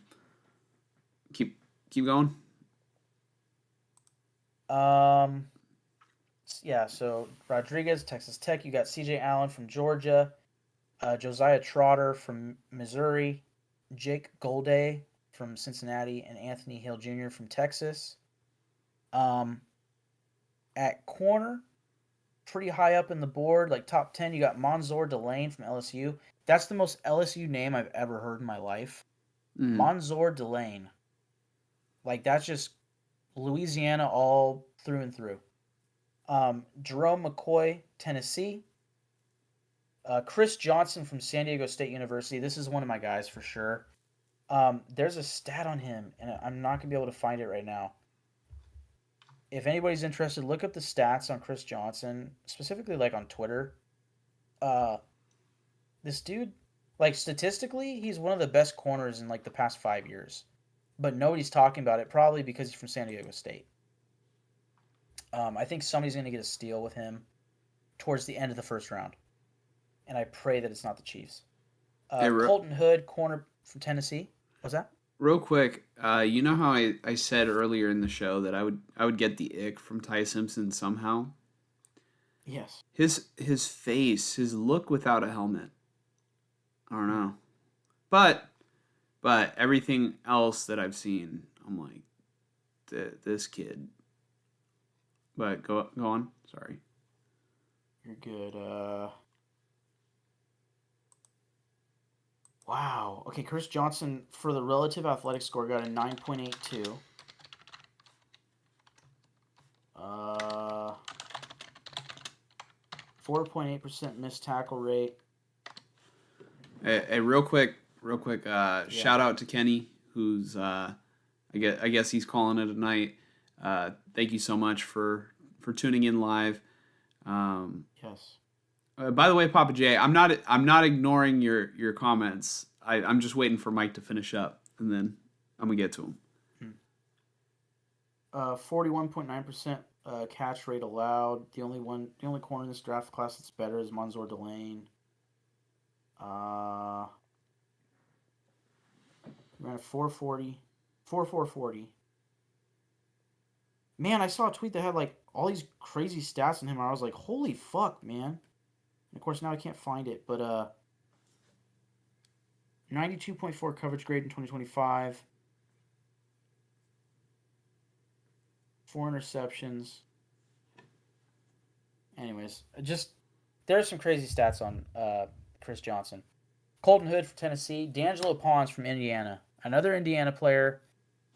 Pretty sure D'Angelo Pons is like 5'11 at best. He might be listed at 5'10, which again, at corner, you typically don't want a boundary corner to be short. But D'Angelo Pons is a guy that is the exception. Somebody's going to draft him in like the second round and get an absolute fucking stud. Brandon Cisse from South Carolina. Avion Terrell from Clemson. Early on in this process, like he was a top 5 corner. And then he just fucking blew the 40-yard dash and apparently has like a hamstring problem or something. And suddenly like not looking good. He's the brother of AJ Terrell from the Falcons, a really good corner in this league. AJ Terrell was finally, on the 49ers when Steve Wilkes was the defensive coordinator. I don't think so. AJ Terrell was a first-round pick for the Falcons, like the same year that the Raiders took Damon Arnett and Henry Ruggs. I'm pretty sure AJ Terrell. Hold on. AJ Terrell. NFL teams. Maybe I'm thinking of somebody else. Hold on. Yeah, you're probably thinking of like a different AJ or something. Who was it that came with Steve Wilkes that year? Was it something Turner? Maybe. Oh man. Hold on. I'll find him. Yeah.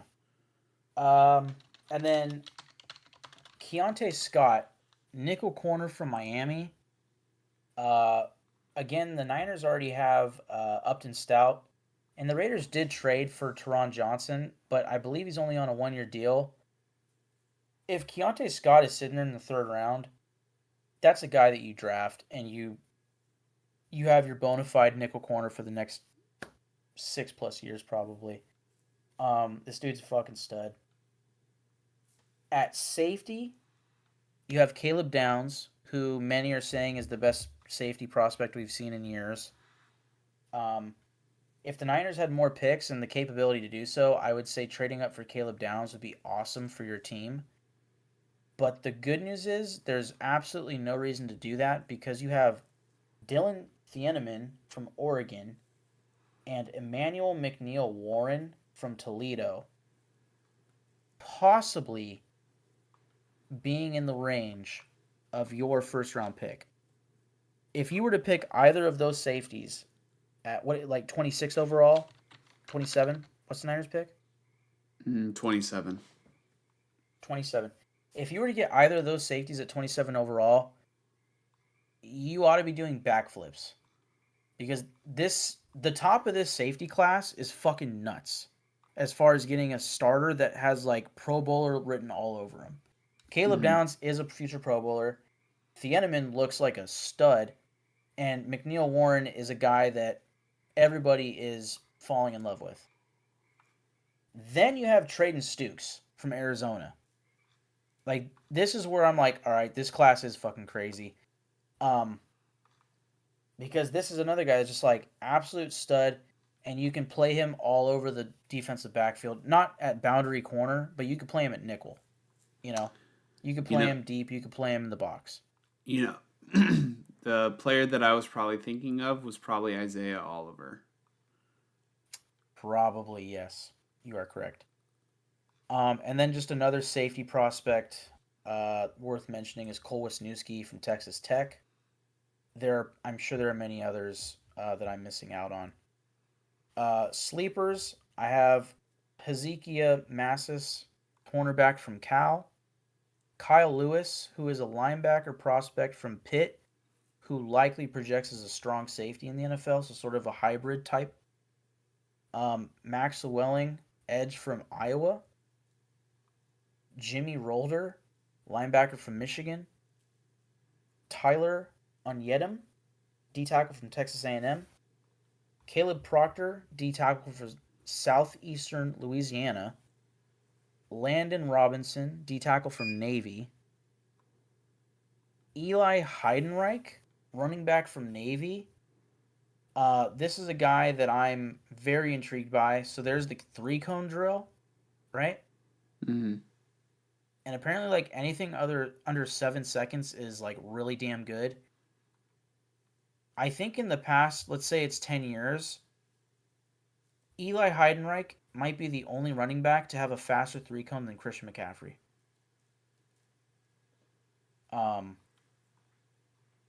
which I believe shows like elusiveness and whatnot and burst, So right? he's going to be a 49er. Yeah.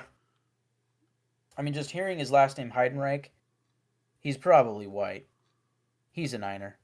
Hmm. Um, But is he Jaden Ott. often injured? And how old is he? Well, he is coming from Navy, so he might be older.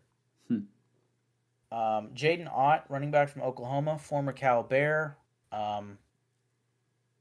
Very high relative athletic score. I think he kind of got buried on Oklahoma's roster, or Oklahoma just wasn't good. I'm not sure. And then another guy, this is my last player. Terrion Stewart, running back from Virginia Tech.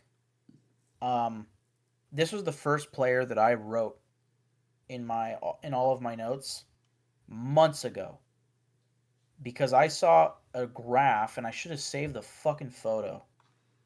I saw a graph that showed like the past 3 years running back prospects and it was charting like elusiveness. So at the top of the graph you have like Bijan, Ashton Janty, Jeremiah Love. Somewhere a little bit like lesser would be like it was a really good running back recently. I don't think Jahmyr Gibbs was within this time frame. But like The guy that broke this chart was Terrion Stewart. The problem with Terrion Stewart is that he's like 5'8", but a lot of running backs or players that'd be 5'8", they'd be like 197 pounds. Like he's like maybe like 215 pounds or some shit. Let me search it up. Like Wasn't Nick basically his Chubb weight. like really short too? I don't think Nick Chubb was that short. Like this guy is like Maurice Jones-Drew type short. Wait. Nick Chubb was 5'11". Terrion Stewart is 222 pounds at like 5'8". Okay, he's 5'9", 222. Mm-hmm. And he's breaking charts for elusiveness. Like Darren Sproles, Maurice Jones-Drew, like one of those kind of throwback elusiveness running backs. Like I think for the Raiders, looking for a running back to put behind Ashton Janty, I think Terrion Stewart makes more sense as like a third running back, and then you probably want like a power back, kind of like the Kalen Black from Indiana, maybe Katron Allen from Penn State. But also, if you want like a pass catching running back, Eli Heidenreich from Navy, like that would be fun to pair like two of those guys, later round picks with Janty. I'm in. I also think they should probably sign a veteran, but right now it's Janty and then it's Dylan Lobby and like nobody else. Like they need to get running backs in this room. So yeah, I mean, with all that said, like as far as the Niners needs, I see offensive linemen as a big possibility with that first pick. I see edge defender, especially if they were to trade back a little bit and get pick up some more picks. Mm-hmm. And then I think if they were to luck into one of those top three safeties being there at 27, you turn the card in. It's Yeah. just a matter of how are they feeling on the offensive line and who else is available there, at that position. Um, and then is there a receiver that they're in love with when they get on the board? Is Conception still there? If he is, do they take him? Yeah. All right. Let me never tried this before. But now in 2026, we have really good technology, right? Let's see how accurate that AI can be. All right. Okay. So I asked AI to project who the 49ers could take, right? And I'm using, for this, I'm using Grok AI, the Twitter AI. And so, all right, it says analysts lean heavily towards offensive tackle or edge with the first, with their first pick. Consensus favorites in recent mocks/roundups. So Caleb Lomu, offensive tackle from Utah, emerges as the clear favorite in multiple projections. He has he's a high upside left tackle prospect to develop behind Trent Williams, athletic with good length. There's also Caden Proctor, offensive tackle from Alabama. Yeah. He's the most physically impressive, and per some scouts, and he is 6'7", 352 pounds. He's got apparently rare size and athleticism combo. But like the downside for him, and like I said, this is AI telling me because I'm out front telling you guys I don't watch college football like that. All right? Yeah. I'm just telling you what the technology is telling me. Okay? It's whispering in my ear. Apparently his downside is that he's raw and inconsistent, and he could maybe develop behind Trent Williams. There's also with the pick, TJ Parker. He's an edge from Texas A&M. I'm not going to go into detail about every single player, or else we'll be here all night. They could, according to AI, They could go with Blake Miller, the offensive tackle from Clemson, Max, the one that you couldn't pronounce earlier, Yeah, Ahina Shore, or how the fuck? Ahinakor, Hmm. offensive tackle from Arizona State. Uh, but yeah, it says less common but possible at 27. Safety, if a top one like Caleb Downs falls, although unlikely, or a wide receiver, if somebody like Omar Cooper or Denzel Boston is available, it might be too tempting to pass. Round two. Uh, so pick number 58. Uh, it's often an edge. So Malachi Lawrence, uh, Dazon Stribling, and then Jeremy Bernard. You mentioned him earlier. Or offensive tackle or O line depth. I'm not going to get too deep into some of these names. And, kind of at the round four cluster, the 49ers have like four draft picks, like, very close together in the fourth round.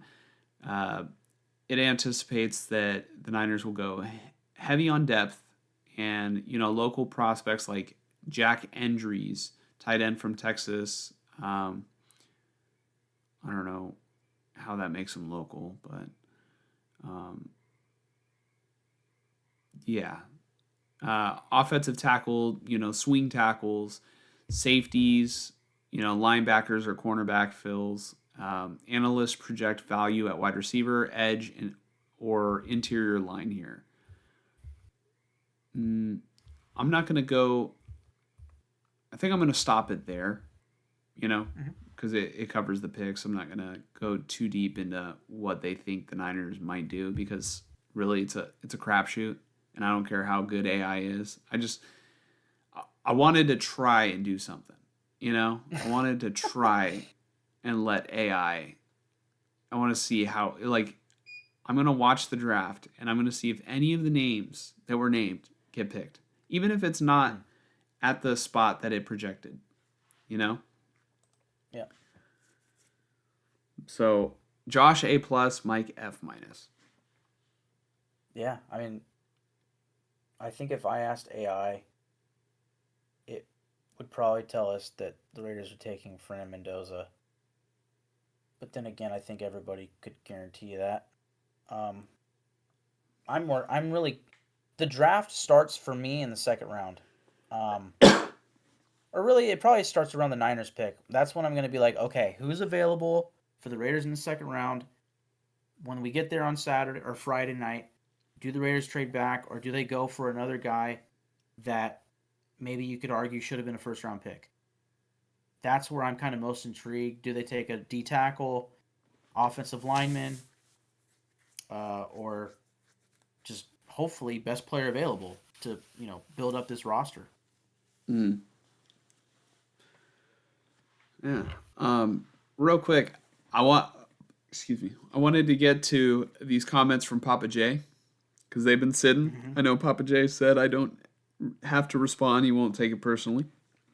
But Papa J, I see that you said Grant hates you and that you talk too much shit to him and you troll the shit out of him.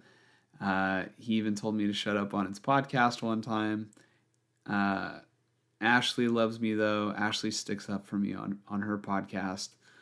Uh, I just wanted to say I love Grant. Grant's always going to be in my good graces. I consider him a friend, not like a very close. Like I don't know him, you know, like he's not one of my super close friends, but uh, I've hung out with Grant a handful of times. I see him at the farmers market.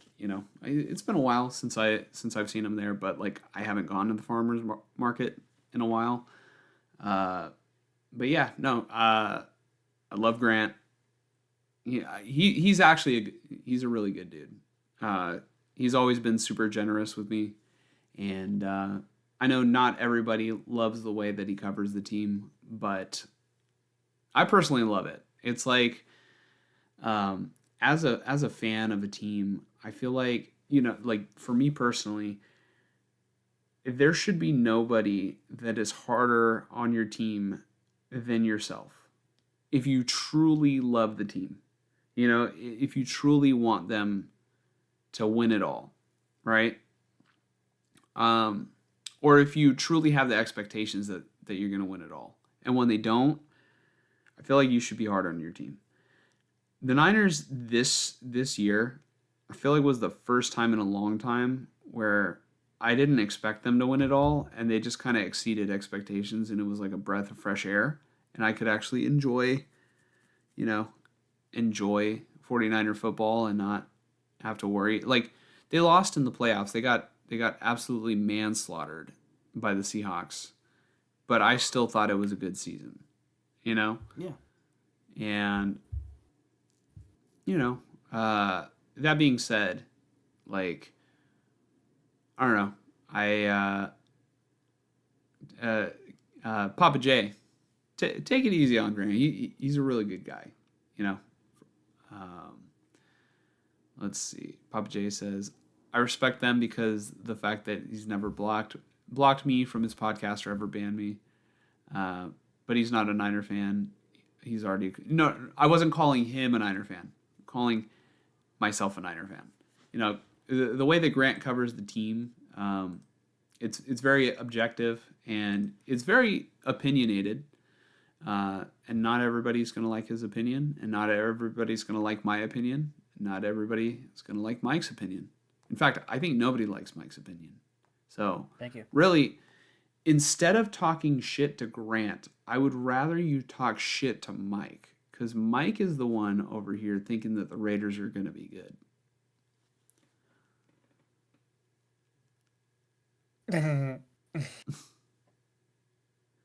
Every year. Yeah. And then I don't know. I don't feel like I'm not trying to force you to like him, or like his opinions, But he'll always be in my good graces. 49er Media, he says, "Sup, Josh and Mike? Mike's a real one though." Mike is a real one. Mike is a real one. I appreciate that. Yeah. Now talk shit about him. Yeah. 49er Media, I don't know how you decided to show up at the last moment. We've been live for about 2.5 hours. What's going on, man? No, I'm messing with you. I'm just glad that you tuned in at all. I appreciate the support. Mike, was there anything else that you wanted to talk about draft prospect wise, or are we ready to start wrapping up the show? I think we're ready to wrap it up. I mean, the way that I felt this year was I'm not going to focus so much on watching all these prospects and getting excited about them, and then only for the Raiders to pick 3 of the guys that I was excited about, which is actually a pretty good amount. But I think maybe moving forward this year, just being a little busier than usual. My intentions are I'm going to try to get to know as many players as I can before the draft, like usual. But really, what ultimately ends up mattering is who did the Raiders draft? Who did the Niners draft? The other players, why even waste my breath on them? Which I guess you could argue I did today, but I didn't go in depth and go for 2 hours on a list and like this is why I've ranked them this way. It's just I gave you guys, for the most part, consensus rankings, and we'll see how it goes next week on Thursday and Friday and Saturday. I'm excited. Well, it's my favorite time of the year, honestly. Love this shit. Well, that and fantasy draft. Just any draft relating to football is the best time of the year. For me, it absolutely my favorite day of the year has to be fantasy draft. Yeah, getting to do it yourself is awesome. But just that draft feel of like there's nothing but hope, and the player that we're gonna get is gonna be the greatest thing ever. Wow, too much winning. I'm on the verge of ending the episode on a very depressing note. Um, no, I was just gonna say I love mock drafting. I love getting excited about about my team, and just Hmm. like, oh, I really want this player. I really want that player. Like, you know, I love just thinking, man, I really hope that I'm able to get this guy and I can build my team this way. And then I remembered a lot of my mock drafts towards the end were in the waiting room at Highland Hospital Mm. as my grandpa was dying. Yeah. And it's not that I was choosing to be in the waiting room over being with my grandpa or choosing to mock draft over being with my grandpa. It was two visitors at a time. Um, not to end on a depressing note, but the last thing involving any sort of draft, that was my lasting memory. That was fantasy football draft. This is the NFL draft. But yeah, it's crazy how life has changed. The comments tonight have been fucking insane. Yeah. Also 49er media, you I'm really glad that you pointed it out because I have had all right. All right. We normally will store the patio cushions in the garage, during the winter time. Uh, but whenever we do put them outside and it starts to rain, we just store them right there because Yeah. this is the closest room to where the patio furniture is. And I've literally been thinking about how it's been in my background for so many pods. It's literally always Mm. back there. And I'm just like, I'm just waiting for the one day that somebody's gonna say something. Yeah, man. Also, Papa J, I appreciate that. Yeah. You know, they're not pillows. I promise you they're not pillows. Or all right, I lied. I'm building a fort. Yeah. I don't actually go to work every day. I I play in my fort. I play work. Oh, Uh, poor bastard. no, I know you weren't, talking shit or anything. Or even if you were, it's good. I'm just, I was like, I wonder when somebody's gonna say something about it. But anyways, that's it for the show. I want to thank 49er Media, Papa J, Kenny 49ers, and Frank Weber. I think Frank was in here as well, as you know. Yeah, Frank Weber. I want to thank all you guys and anybody else who tuned into the stream tonight. I think this one was a lot of fun. Also, thank you, 49er Media. Um, yeah, man. The cheeseburger line, that one killed me. Cheeseburger And ass. Ty Simpson. Ty Simpson is my guy. I'm pounding the table. Ty Simpson. Other than Fernando Mendoza, if I had to pick like my guy,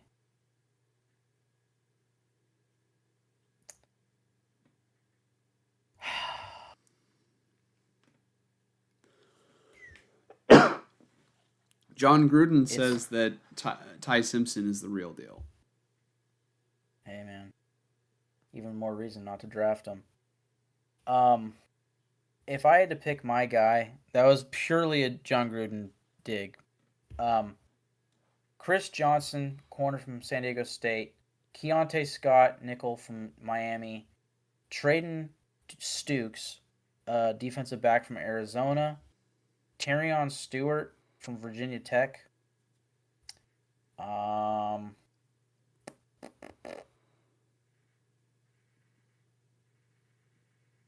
yeah,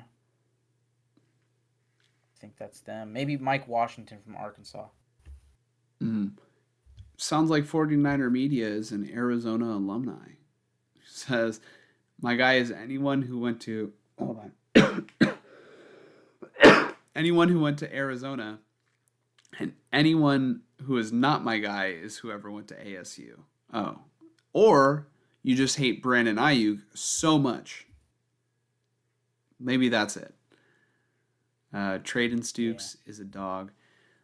But yeah, thank you guys so much again for tuning in. Mike, you have any last words before we get out of here tonight? I cannot wait for next Thursday, and I'd say even more so next Friday because I already know what the Raiders are going to do on Thursday. Mm-hmm. Wow, it's next Thursday already. Everyone, I've got one last thing. Kirk Cousins has not taken one for the team harder than what he's about to do for the Raiders.